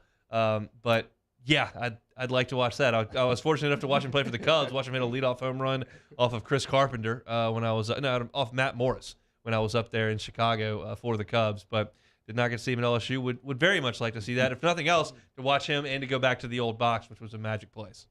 Yeah, so number 3, I actually had the pleasure, but this one I had to put him at number 3 because, look, if you're an alien from outer space and like, look, I want to check a college football game out and I want to watch some stuff that I've just never seen before, I got to put the Honey Badger at 3, man. I got to put him. If you've never watched someone play defense the way this guy plays, especially at the college level, just taking the ball away from people, intercepting passes, strip sacking people, the punt returns this guy was doing. There's a lot of great LSU athletes in history, but the plays and the type of plays this guy was making against the opponents he was making against, it's not like it's just Northwestern State and Tulane. We're talking about, some of the top 10 ranked teams in the country, and this guy's just pulling off some of the most unbelievable stuff. And we probably get to ask Mr. Murray about this tomorrow, but yeah, I got to put Tyron at 3 for me. Just of players, if you can just go back and just watch play at that level, I got to put Tyron at 3. I have a different perspective on Tyron than anybody else, really, in LSU history, outside of maybe, I guess, Aaron Nola to a degree. But for Tyron, in that 2011 season, I was in the press box for every game. So you're not in the stands. You're not at home watching on TV. I was in the press box. And I've never heard a press box audibly react to a play quite like they did to a couple of Tyrons. 2 of them that come to mind were, one, against West Virginia. It was Kentucky. It was the morning game. He came behind, strip sack, picked it up, and went and scored. And right when he did it, because he was kind of gaining this reputation at that point, he'd done it against Oregon, he'd done it against West Virginia. Everyone's kind of realizing who he was, and he did it. And you heard the press box, which is usually pretty quiet, go, like, just gasp. Like, he did it, and that just doesn't happen that much in a press box, and it happened for that. Then the second punt return against Georgia, where they finally got him, but, like, he had already run one back. He had run one back the week before against Arkansas. Like, it's a building thing with him as opposed to, I can't believe he keeps doing it. And the reaction in the Georgia Dome press box when he almost did it again was, I still remember it. And it was like, people just couldn't believe what they were watching when he was playing. I still believe if he scores against West Virginia and scores the second one against Georgia, he's got a chance to win the Heisman Trophy that year. Yeah, you definitely. I mean, there's no way he's outside the top 3, but you can definitely. I wouldn't be mad at anyone giving him a first place vote. And I think number 2, probably couldn't miss this guy if you're across the Atlantic Ocean. He's probably the biggest guy you'll probably ever come across, and you probably can't miss his statue outside of the PMAC either. But I got to go with Shaquille O'Neal. If I had to go back and watch anyone play, I got to put Shaq at number 2. To watch a guy at that size be able to get rebounds off the backboard, push it all the way down, take it coast to coast. Break backboards. I think just something we probably won't ever see. The guy that dominant at that level and to be at LSU and take this program to the heights he took it. Got to put Shaquille O'Neal number 2, a guy I would love to go back and watch. A lot of our listeners got a chance to watch Shaq, and I'm not one of them that would have watched him at LSU. Was too young, but National Player of the Year, big, fast, strong, a skill set you just had not seen. And I said the other day that between Steph and Shaq, like, I just don't think that there are 2 guys that fit the unique bill in NBA history quite like those 2 in terms of the way they played, and nobody really had that style. And Shaq was that guy in college, but for me, I would rather go back and watch Maravich score 44 a night with no 3-point line, shooting it from all over the place, throwing it between his legs, full court, and all, and the ball handling.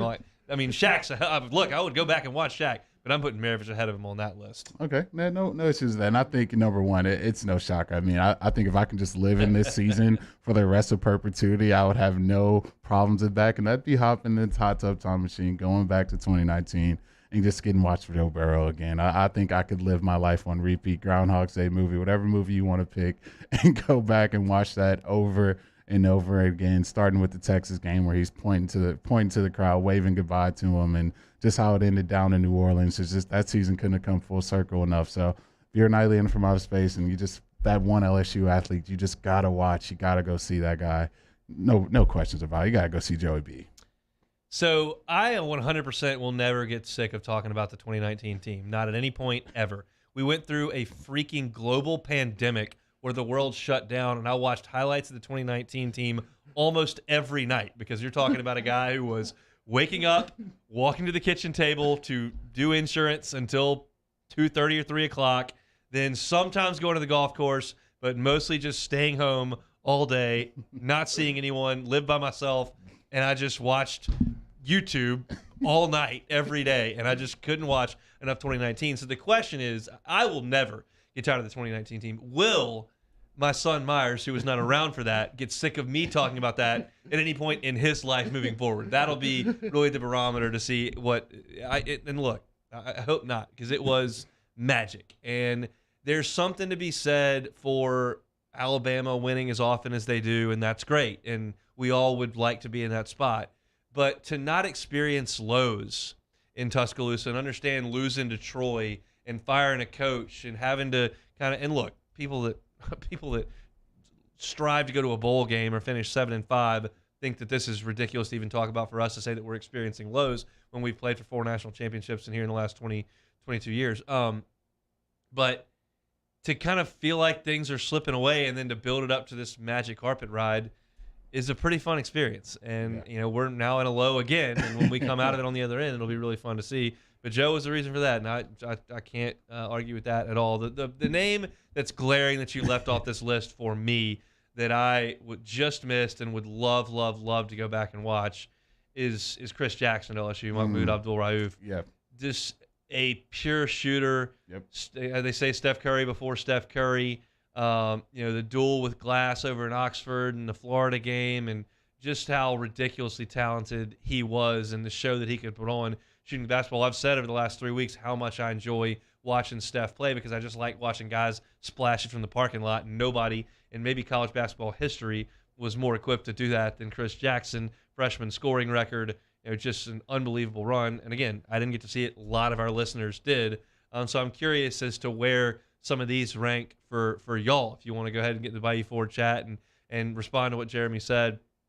As far as baseball goes, look, I love Darren Nola. I would love to go watch him back and watch Cressy and Furness and Larson and some of those guys play. Ben McDonald certainly comes to mind as throwing 98 miles an hour in an electric bat air and striking a bunch of guys out. But the guys you brought up from a perspective, for pure entertainment value, only Chris Jackson I could argue, and then I would put Maravich ahead of Shaq just because of the style of play.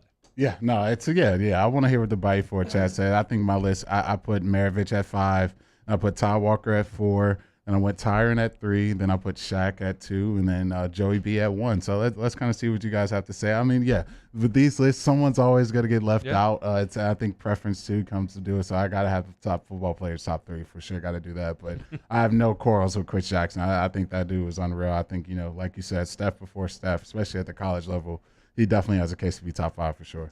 That is the lead toss. A very well put together list. If you got thoughts, go to the Bayou Ford chat and log them in. Got a few of y'all jumping in the chat right now doing so. Let's take a time out. When we come back, Sharif Ishaq, who the Pels taking?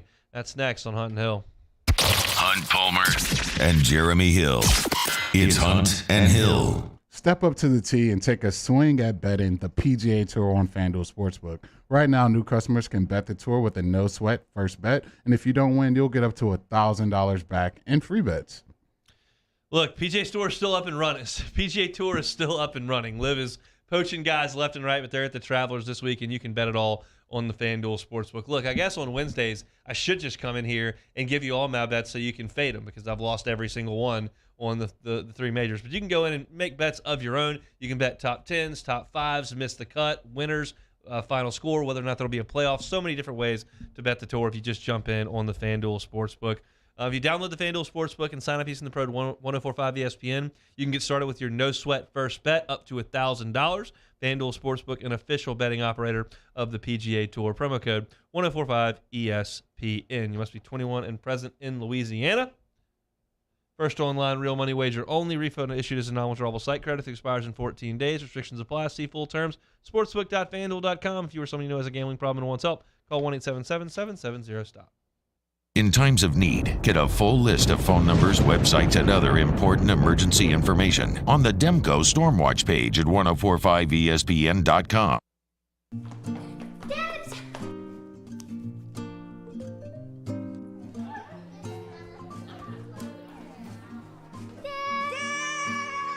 Kids have staked out their place at Ochsner Medical Complex The Grove, where more than 30 pediatricians and pediatric specialists are all conveniently located under one roof, so you can spend less time driving and more time keeping your kids well. Yes!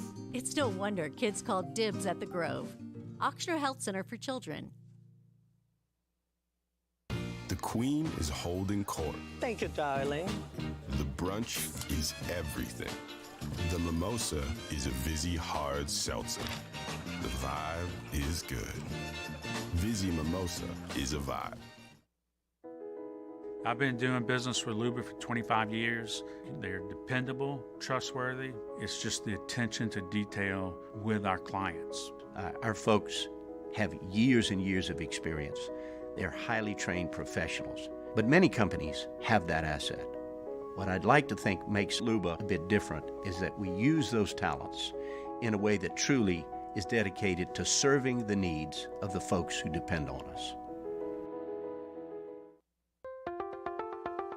If you're in an accident, a car accident, a slip and fall where you're injured, you need to call an attorney. The defendant insurance company, it's their goal to close the case as quickly as possible and pay out the least amount of money as possible. That's why it's important to call an attorney and call the law office of O.C. Brown. At the law office of O.C. Brown, we're a family-owned firm. We want to be your law firm for a lifetime. Join 100.7 The Tiger and Our Lady of the Lake Ascension, Saturday, June 25th at the Lamar Dixon Expo Center in Gonzales. Enjoy live music from Ted Durr, Mike Broussard and the Night Train, and Jamie Badron and the Kickin' Cajuns. Make sure you grab a delicious plate of jambalaya from the Mike Ward's Liberty Safes Jambalaya Cook-Off to raise money for the Alzheimer's services of the capital area. The Swamp Pop Music Festival with Supreme Chevrolet. Louisiana's country station. 100.7 The Tiger.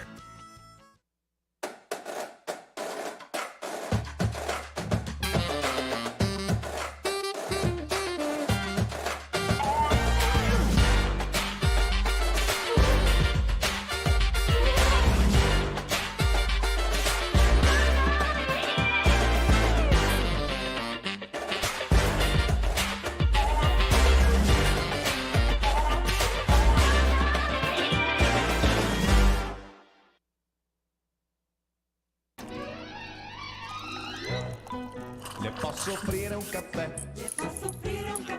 Andiamo insieme da me, non c'è. Poor boy, raised amid turn-of-the-century New Orleans, Louis Armstrong became one of the most recognizable people on Earth. Visit dropbiscuit.com today and check out the trailer to our first original series, Pops, The Louis Armstrong Story, starring Reno Wilson. Subscribe today.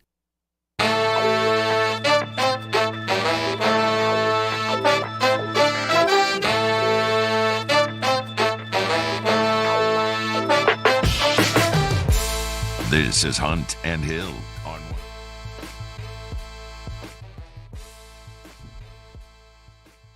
I was just doing some math. Wow.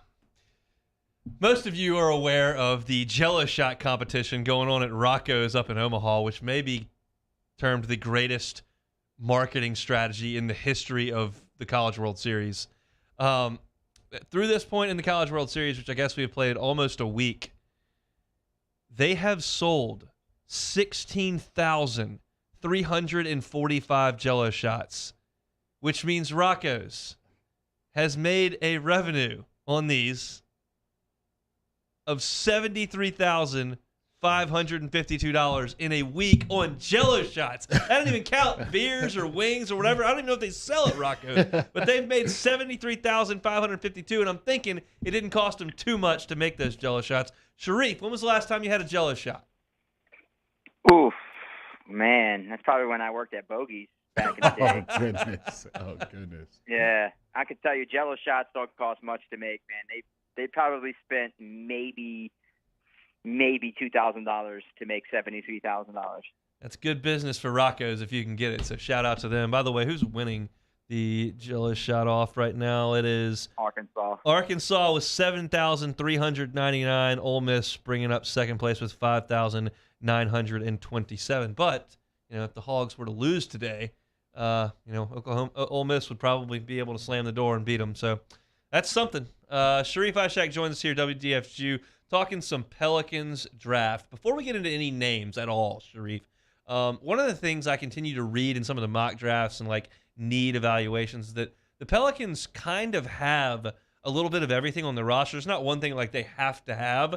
So if you were the GM and looking at it, like what would you like in terms of a skill set to be dropped into this team?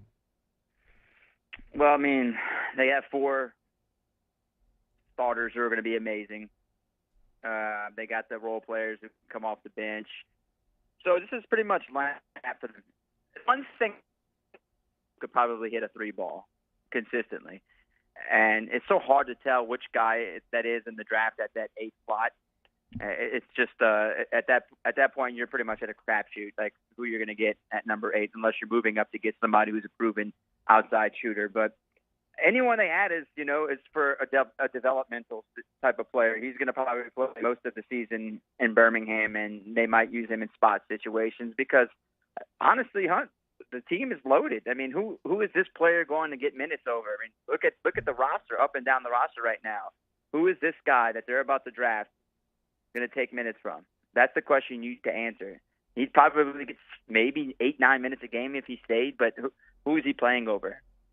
So where would they have had to draft to add someone that would help? I mean, clearly Jabari Smith or Chet Holmgren or Paolo Banchero would play. Would Jaden Ivey play for this team? I mean, if they would have picked 4th.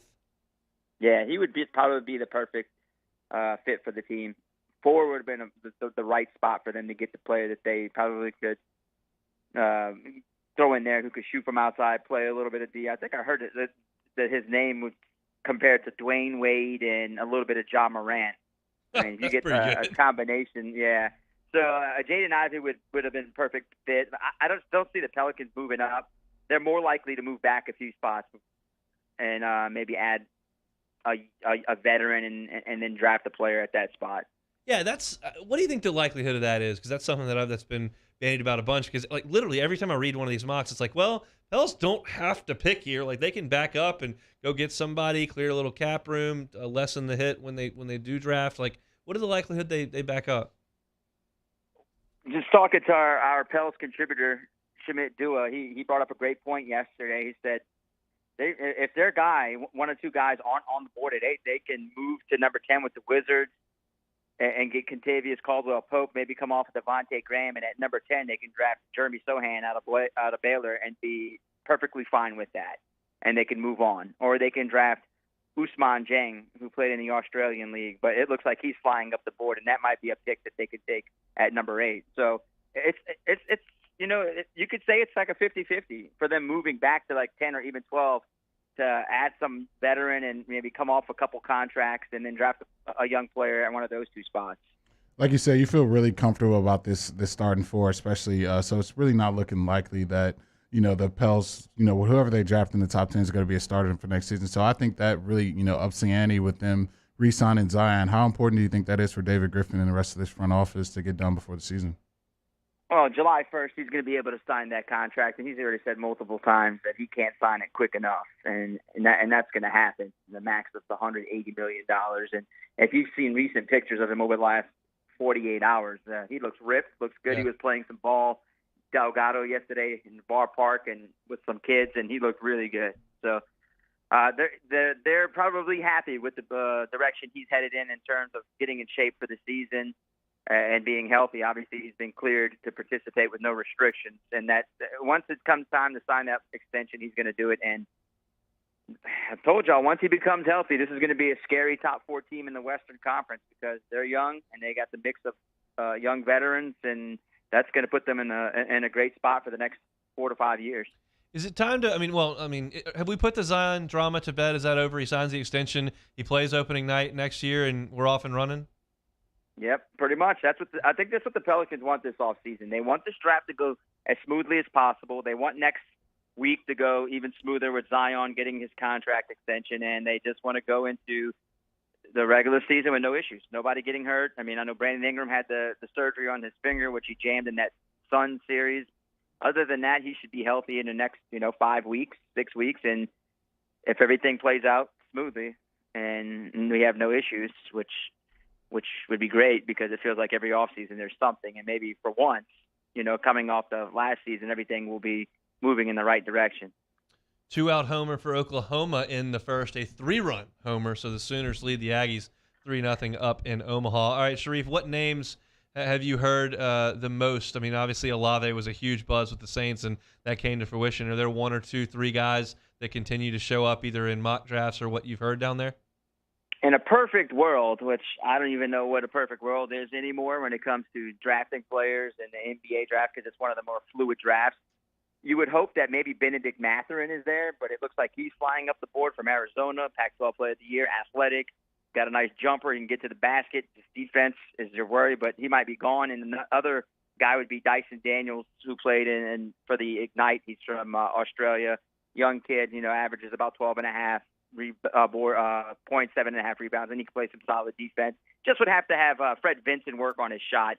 I would say those are the 2 ideal in a perfect world. If not, then you're looking at a guy who's really skyrocketing up the board, and a guy I mentioned a few minutes ago, Ousmane Dieng, who played for New Zealand in the Australian League. He's 6'10".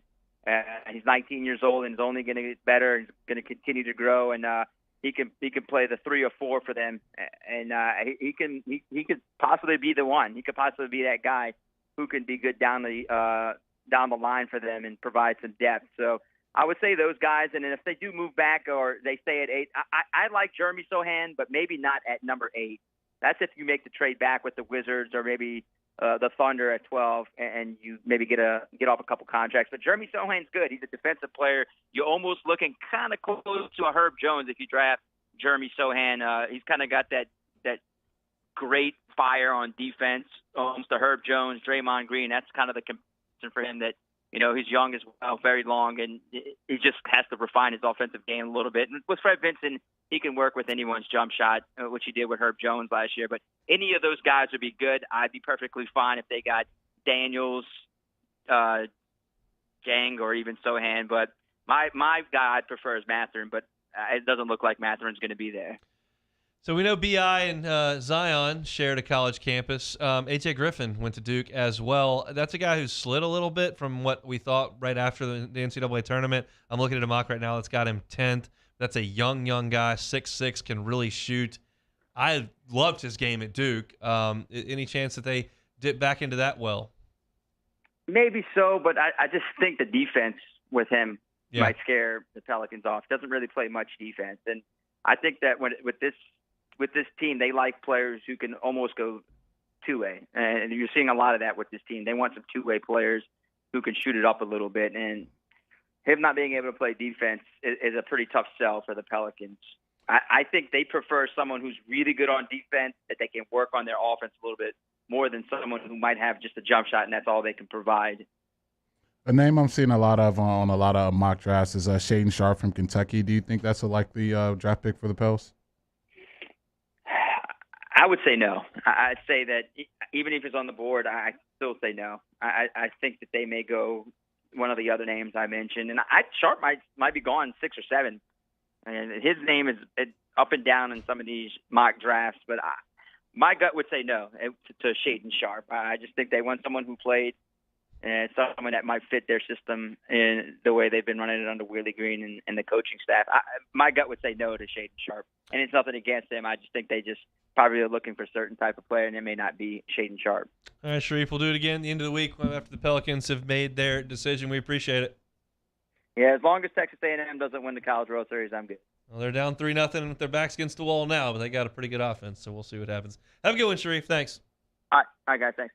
Sharif Ishak, WDSU. As we mentioned, 3-0 Sooners after a 3-run homer in the first. Aggies batting in the top of the second inning. We'll keep you posted on that for the next 30 minutes. When we come back, LSU baseball players headed out to Summer League. I've got some thoughts on who this summer could be really, really important for. We'll get to that next on Hunt and Hill. 104.5 ESPN Baton Rouge with Hunt and Hill. Man, tailgating can be a hassle. It's really fun, but there's a lot of work involved. Let Revelry take care of that work. They'll do it for you. They've got a setup just 3 blocks from Tiger Stadium, and they will create a turnkey tailgate for you. They'll put up the tent. They'll handle the ice. They'll handle the trash. They'll handle as much as you want. If you want to do the cooking, you can handle that. You don't?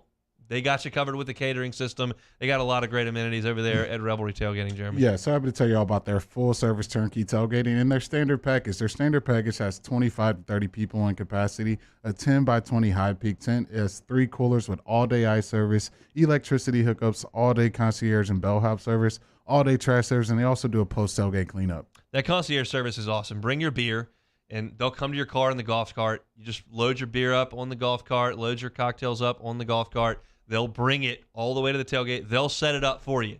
You just got to be there for the party. They can do individual games.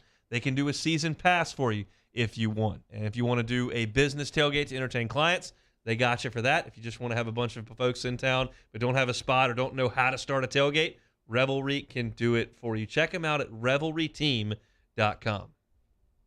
Our listeners fire off their opinions on the jimsfirearms.net hotline at 499-1045. Keep listening for your next chance to shoot us your thoughts with the jimsfirearms.net hotline on 1045 ESPN Baton Rouge.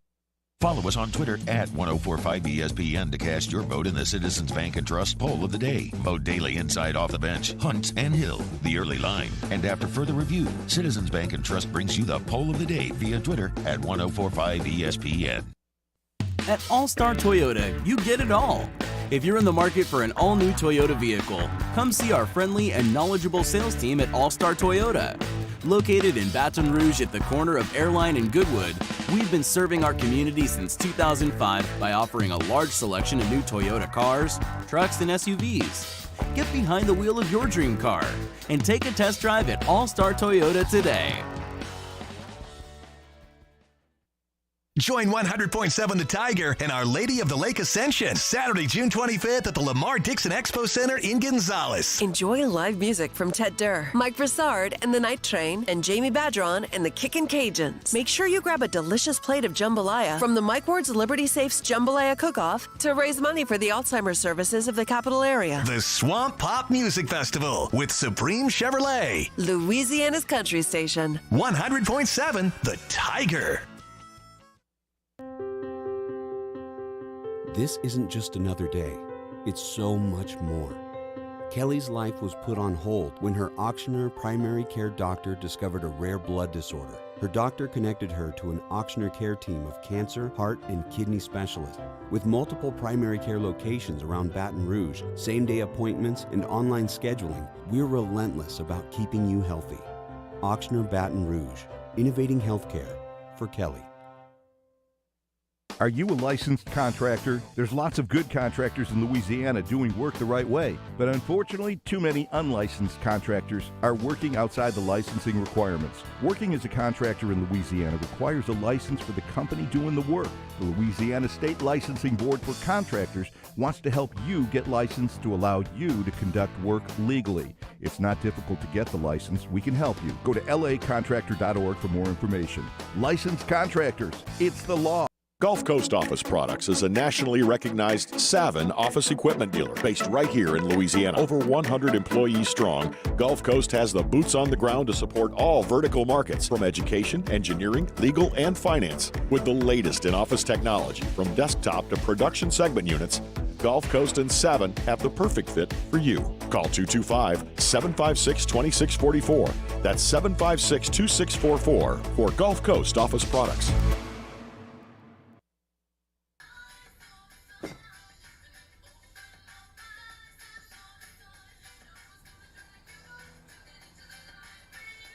Miller Lite has more taste and only one more calorie than Michelob Ultra. Jimmy Ott for the Wednesday evening edition of Game Time, presented by Bet Rivers. We're on campus at the Cook Hotel and Conference Center at LSU. Game Time, presented by Bet Rivers, 6 to 8 p.m. on 104.5 ESPN Baton Rouge.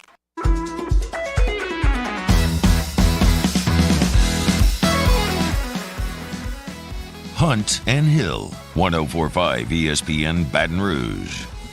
Thanks to Sheree for jumping aboard. Talking a little bit of Pels NBA draft tomorrow, which we will cover. Trying to get some guests for the guests for the draft. Nobody wants to jump aboard, but we'll continue to shake trees and see what we can find out. The summer ball assignments are out for LSU. Leah Vanderver at The Advocate published the list of where everyone is headed. Dylan Cruz and Trey Morgan are going to play for the U.S. national team. Up in Cape Cod, Jordan Thompson, Josh Pearson, Garrett Edwards, Hayden Travinsky, and Grant Taylor will play. Over the Northwoods League, Josh Stevenson, Luke Leto, and Jack Merrifield will play. And Grant Fontenot is headed to the Texas League. Look, Dylan and Trey are going to have a great experience with Team USA. That's awesome, but those guys are studs, and they're going to come back and be really good. My point here when I look at this is who can really make some strides this summer and become a better player and a factor on next year's team. And I kind of feel the same way about Josh Pearson, too, quite honestly. He's going to be a really good hitter next year for LSU. It's looking for guys who can make a step. And I'll start with Jordan Thompson going to the Cape. Just defensively, he was great the last half of the season and can play shortstop. Maybe Jay tells them, hey, we got a guy coming in here that's going to play some shortstop. Play Jordan at third a little bit. Play Jordan at second a little bit. Play Jordan at short a little bit as well in case that's what we think is best for us. But maybe he can move around a little bit in a situation where it's not mentally taxing. You're not playing for a conference or a regional or Omaha or like just a relaxed environment to go out there and play some baseball defensively. I think and Jordan has some improvements to make on offense as well. He's been right around a 300 hitter. And he can be better than that. That's asking a lot, but LSU is going to be a championship-style team. I'd like to have players continue to improve. So for Jordan, I think it's a big summer. Yeah, it's going to be huge. And I think when you look at Doty leaving this lineup, you look at Barry leaving this lineup, it opens up a huge void for Jordan to step up and be that guy that you can really depend on and have that all-SEC type impact, have that all-American impact. And you hear the way his teammates talk about him, you hear the way Coach Johnson talk about him. There's going to be a lot on his shoulders going into next season. And so if he can, definitely get better as far as fielding the ball and definitely take an uptick in hitting, he's going to be a definite guy that this team could really depend on to play at a high level going into next season. The next one on the list that I want to talk about is Grant Taylor. Grant Taylor has a ridiculous amount of talent. He's a freshman. He's got thick legs and a strong drive towards home plate. And he throws 97 miles an hour, and the slider is not terrible. The command was, however, terrible towards the end of his out. I mean, he had 5 walks against Alabama. He walked a guy against Ole Miss in a third of an inning, walked a guy against Kentucky in a third of an inning, walked a guy against Southern Miss, didn't get an out. He just couldn't find the strike zone late in the season, so they couldn't trust him in any sort of leveraged situation. However, he can be, and he's got a – I'm not a pitching coach, but I know things when I see him. And his windup is just a little herky-jerky and disjointed. And I don't know how repeatable it is. It looks like a reliever, and some relievers are effective because of the deceptiveness in their windup. But you've got to throw it over the plate. And Grant Taylor can be a stud bullpen guy, like his brother is right now at Arkansas, throwing 95 from the left side. And Grant throws harder than that. But he's got to throw the ball over the plate. Now, you're not playing in front of 10,000. You're not playing on national TV. You're not playing for a regional. Relax, repeat your mechanics, and learn to throw 95 for strikes where you want it and 97 when you need 97, and keep continuing to sprint that breaking ball. It's invaluable for these guys to kind of have the spotlight taken off them a little bit in the Cape. No, look, there's tons of scouts there, and they're all the ones with the dollar signs. So it's not like a totally stress-free environment, but it ain't the super regional. So I that's a guy who's just got enough talent where I'd like him to harness it and bring it back next year. I don't think he's a candidate to be a starting pitcher on a weekend rotation. The windup's just, it's too herky-jerky. But for one inning in the 8th to come in and just throw gas and snap off breaking balls, I'm in for that. I mean, the talent's there for him. Yeah, I mean, that was a guy that I was calling for early on in the season that I would have loved to gotten stretched out. But like you said, the command just wasn't there, and that's the last thing you want for a guy starting on the weekend is, to walk a bunch of guys and put a bunch of guys on base. So I think for Grant, like you said, the velocity's there. He has the off-piece pitch stuff there, and if he can kind of get that stuff reined in a little bit and get a little more consistency with the command, he's going to be a guy that this pitching staff is desperately going to need to come in and definitely some high-leverage situations to help them get some outs for sure. I'm going to do something that's unfair now with my next guy. It's not fair, but it is what it is. The information's there, so we'll go ahead and bring it out there. Josh Stevenson. His brother was a star at LSU and went in the second round of the draft and has played in the big leagues. Josh is a 19-year-old kid who should not be immediately compared to his brother at all times. But he, like his brother, played football growing up, played all the sports under the sun, and now coming to LSU to focus on baseball. Great athlete, never focused 100% on baseball. Andrew came in as a freshman in 2013 on such a great team that had Katz and Rhymes and Ty Ross and Jacoby Jones, and had the 13 team had Bregman and Mark Laird, and it was an awesome team. And Christian Ibarra was the third baseman on that team. And they put Stevenson in center field and said, go run everything down, and we don't really care what you do offensively. And it's a good thing because he hit 193 and slugged 218. He was an auto out. He had one extra base hit in 54 games played. It was a homer. No doubles. You know how fast Andrew Stevenson was to hit no doubles in a season? I mean, just a total non-factor offensively. He went to the Cape, or maybe the Northwoods League, whatever summer league was. I was covering LSU at the time, and I was keeping up with these things daily like a freak. But he went to the summer league and was crushing the ball. I was like, oh, my God. I wonder if this is like a real thing. Well, Andrew came back his sophomore year and hit 335. He had 5 triples, 7 doubles, and became a real force offensively. And because he was able to get on base, he was able to steal bases, had 9 steals, really became a nice offensive player. And then he comes back his junior year on the 15 team that was, again, awesome. That was Lang and Poche and that whole crew. Bregman's last year, Laird, Fraley, Foster, Hale, Savick, Chinea. I mean, it was a great team. He hit 348 that year. He had 5 triples and 13 doubles, plus a homer, and he stole 26 bases. So the athleticism is there for Josh Stevenson. He's never focused on baseball. And next year's outfield's going to be crowded. Cruz is going to be out there. Pearson, going to be out there. Does Dugas come back? Maybe he plays the infield, maybe he plays the outfield, but he's a factor. They got some guys coming in this class that can play. Does Josh Stevenson have the juice to come in here and beat out Paxton Kling?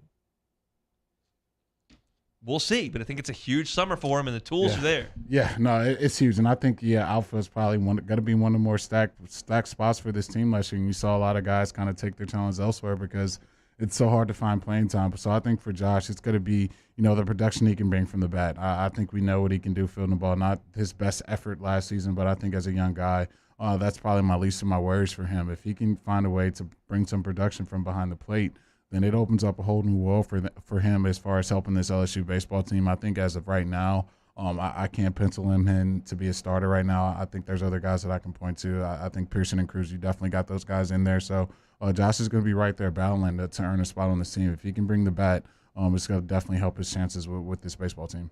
Big spot for him this summer, I think. Go to the Bayou Ford chat.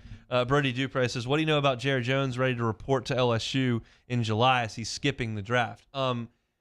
I have seen players say publicly, like, don't draft me, I'm out of the draft. I've also seen players report to LSU, get drafted, and leave. I've seen players get drafted, report to LSU, and leave. It's you never know at this point. Certainly a player like Jared Jones, who's a catcher in this class, is really, really good.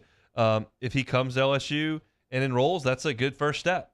But that doesn't mean that the Twins aren't going to step up in the second round and draft him and say, hey, here's 1.8, and he leaves. I mean, it's a good, but it's not anything that's set in stone for sure. So my thoughts on Summer League here for LSU baseball. I want to end this segment on a really, really devastating note here before we get to our last segment. Jalen Ferguson from right here in the 225 went to Louisiana Tech and was a star there, set the NCAA sack record, and started his career with the Baltimore Ravens. Passed away over the last 24 hours, and that's been reported this morning. Just a really, really, really sad story. An incredible athlete and a really productive player at the college level who was finding his way as a professional. And Patrick Queen sent out a tweet that just was devastated that they were in the training room together all the time, in the sauna, chatting every single day, and was one of his closest friends in the league. And just a devastating story of someone that young to leave us that quick. Yeah, you definitely hate to hear stories like that and hate to hear news like that. And, I don't think that it's reported what happened or exactly how, but either way it goes, it's terrible for all sides, and you hate to hear stories like this, but you just got to wish his family well and hope everyone can kind of get through this thing together. Of course, Jazz, his brother was a player here at LSU before moving on, transferring out. So the entire Ferguson family, our thoughts, our prayers, all headed that direction. A really, really sad story. Jalen Ferguson, dead at such a young age. This is Hunt and Hill on 104.5 ESPN Baton Rouge. No easy transition there, but Reliable Roofing, reliableroufingbr.com. If you're in the market for a new roof, or maybe in the market for a new roof here in the coming months as storm season is upon us, be sure to think about Reliable Roofing. You can check out their work at Reliable Roofing LLC on Instagram. Yeah, so I've been telling you guys about Reliable Roofing, a family-run, owned, and operated residential roofing company. They've been in business since 2008 with over 30 years of roofing experience.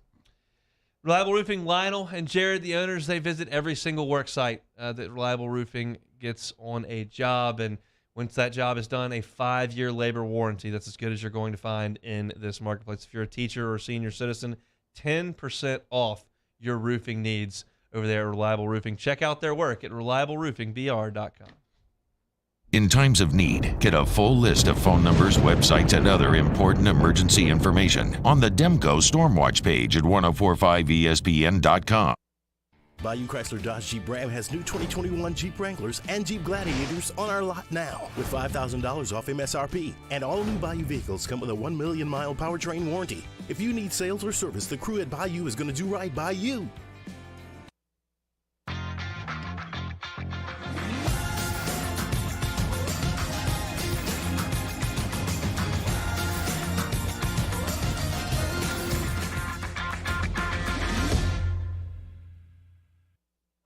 If home is where the heart is, a roof is a shield.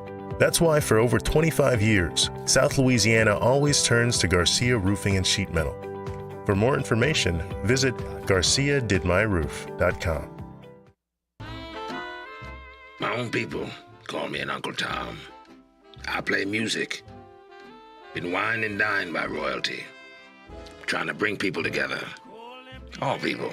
But regardless of all that kind of stuff, I'm still Louis Armstrong. Here's the man you're waiting for, the king of jazz, Louis Satchmo Armstrong.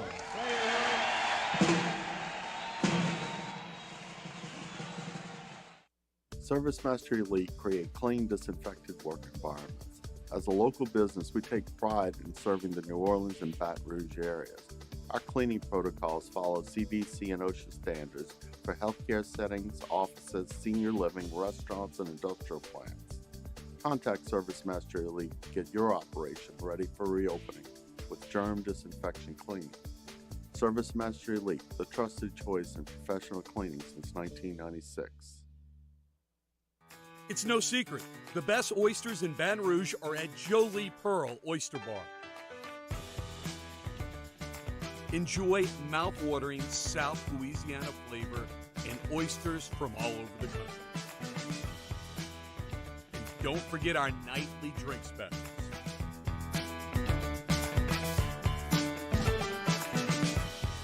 Jolie Pearl Oyster Bar, located in downtown Baton Rouge. Eli's always been into grilling. It took us a while to see it, but the signs were there. What are you doing, Eli? I knew grilling was my thing. I have been talking about it throughout my career. Happy with the results? I am. Got the new grill from barbecueguys.com. It performed great. My advice, as I always told my boys, do more of what you were born to do. Barbecue Guys, for those who were born to grill. You want cheese on your burger, Pops? I'll take a little cheese.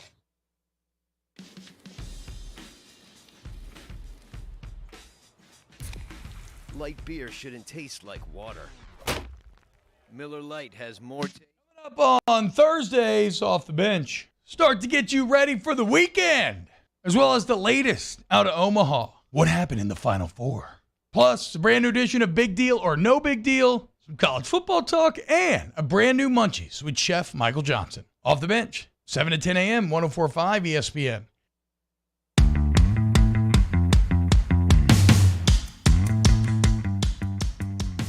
Hunt and Hill, 104.5 ESPN Baton Rouge.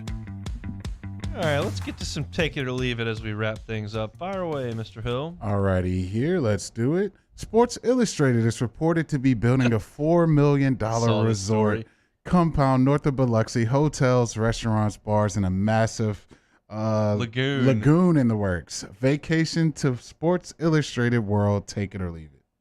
I mean, this is the weirdest story I saw all day. I'll take it. I mean, I'll take whatever. Like, I looked at the plans. It's $400 million, multiple hotels, this huge lagoon, shops, restaurants, all like north of the coast in Biloxi, courtesy of Sports Illustrated. I mean, Sports Illustrated has $400 million to build a resort. It's weird. I don't know that I get it. I don't know where the cash comes from. I don't know what the draw is. The Gulf Coast is exploding. We know that. A lot of people spend a lot of time there. It's also, prone to some hurricanes. It shocked me to see it. I'll tell you that. But I'll take any sort of vacation, I guess. So I'll take it at the moment. The Patriots have announced they're going to bring back the red jerseys with the white Patriot helmets for some games this year. It's one of the best uniforms in the NFL. Take it or leave it. I mean, I got to take that. I witnessed one of the worst beatdowns in NFL history with those uniforms. I think when they broke those out, they beat the Titans 59-0. It was just totally just a muck show that they put out there. So, yeah, I like it, man. I like the red on white. I like the white helmets. I'm glad the NFL is putting a little more fun back in the league, letting teams wear ultimate helmets now. So, yeah, I'm all aboard with the Pats or red on white unis. They should never have gone to these new ones they have that are stupid looking. They should have left Pat Patriot. It looks awesome. And the jerseys were great before that. They look much better than the ones they wear now. They should just stick to it. Yeah, there we go, Harry. ESPN writer Buster Olney. He wrote an article on the top 7 candidates to land Yankee star Aaron Judge, with the Chicago Cubs being one of them, stating Judge is the perfect fit for the Cubs in so many ways, including the lineup, defense, and marketing. The Cubs making a run at Judge. Take it or leave it. Leave it. Cubs will never go after another free agent in the rest of their existence, as far as I'm concerned, because their ownership is a disaster. I listened for 10 minutes this morning to the general manager talk on ESPN Chicago, and it was just trash from start to finish. They said there was no rebuild. They said they were always going to be competitive, always going to spend money. They don't spend money on anybody. They're not competitive. The last 2 games, they've gotten blown out by the Pirates, who don't even try to win, and the Cubs can't win. I could do 2 hours on the Cubs, but thankfully for everyone involved here, I'm going to spare y'all. But the Cubs are an embarrassment, and the only positive out of it is I'm hoping to get cheaper tickets come August when I go, but that remains to be seen at this point because ticket prices aren't really going down. But the Cubs are a disaster, and they're never involved in any way. Until they do something, I'm not going to believe that they're going to do anything. ESPN insider Field Yates made a list of one final offseason move every NFL franchise needs to make. Saints was add another running back before the season starts. Saints will add another running back before training camp. Take it or leave it. Guess I'll take it, man. I think we talked about this, and this has been a position of need for the Saints, and I think David Johnson's name is getting a lot of buzz. But, yeah, I think with Kamara's suspension kind of being kind of the elephant in the room and them knowing that hammer's going to get laid down at some point, you got to bring another guy in there. So, I definitely see the Saints adding one more running back. All right, last one here. Kentucky quarterback Will Levis. He was seen in a TikTok where he was asked to put cream in his coffee, but he's decided to put half a bottle of mayonnaise in there instead. Mayo in your coffee. Take it or leave it. Wow. Well, I am a massive mayo defender. In fact, there is no reason to order a sandwich if there's no mayo on it. Doesn't matter what the sandwich is, there needs to be mayo involved. However, I've never had a cup of coffee. Don't plan to anytime soon. So the mayo in the coffee is going to be a no for me. Sounds a little ridiculous. But, again, I don't want to besmirch the great name of mayonnaise. It's a wonderful product, and I love it, but I'm not going to put it in coffee because I'm not going to have any coffee. Are you a coffee guy? I used to be, man, but it's just, I don't know, man. It just doesn't do the trick for me. I guess if I'm, really, really hanging on by a thread, I'll pour myself a nice cup. But other than that, I don't need it every day. I'm not a coffee head, not at all. I mean, there's people going nuts for coffee everywhere. All my friends, sales staff up here, chugging coffee left and right. I'm pretty awake in the morning, ready to go. I don't necessarily need it. And I also think I'm kind of like immune to caffeine. Like I can drink a 48-ounce Coke and go right to sleep.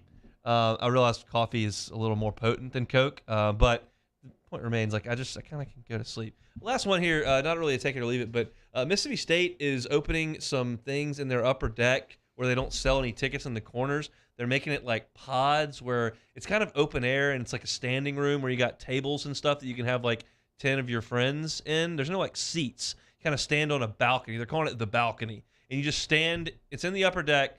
It's not like you're leaning out over, but you've just got standing room with ice chests that you can bring in on Friday and that kind of stuff. You interested in that in any way?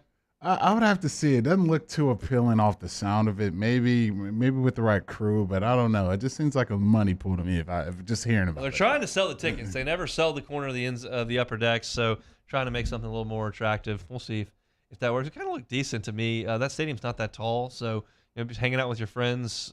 You can bring your ice chest in on Friday, which is a pretty nice little amenity there, as opposed to being crammed.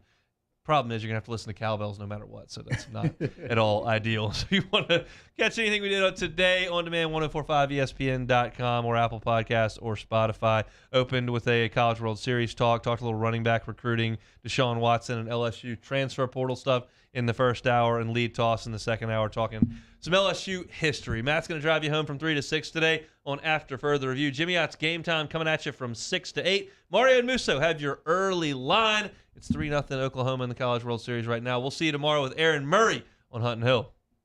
Hi, I'm Skip Bergman. You know, my players relied on me for guidance and advice, whether it was fielding tips or when to swing for the fences or the little gorilla ball. In business, that's where good bankers come in, like the business bankers at Citizen Bank and Trust. That's right. Always. My favorite team.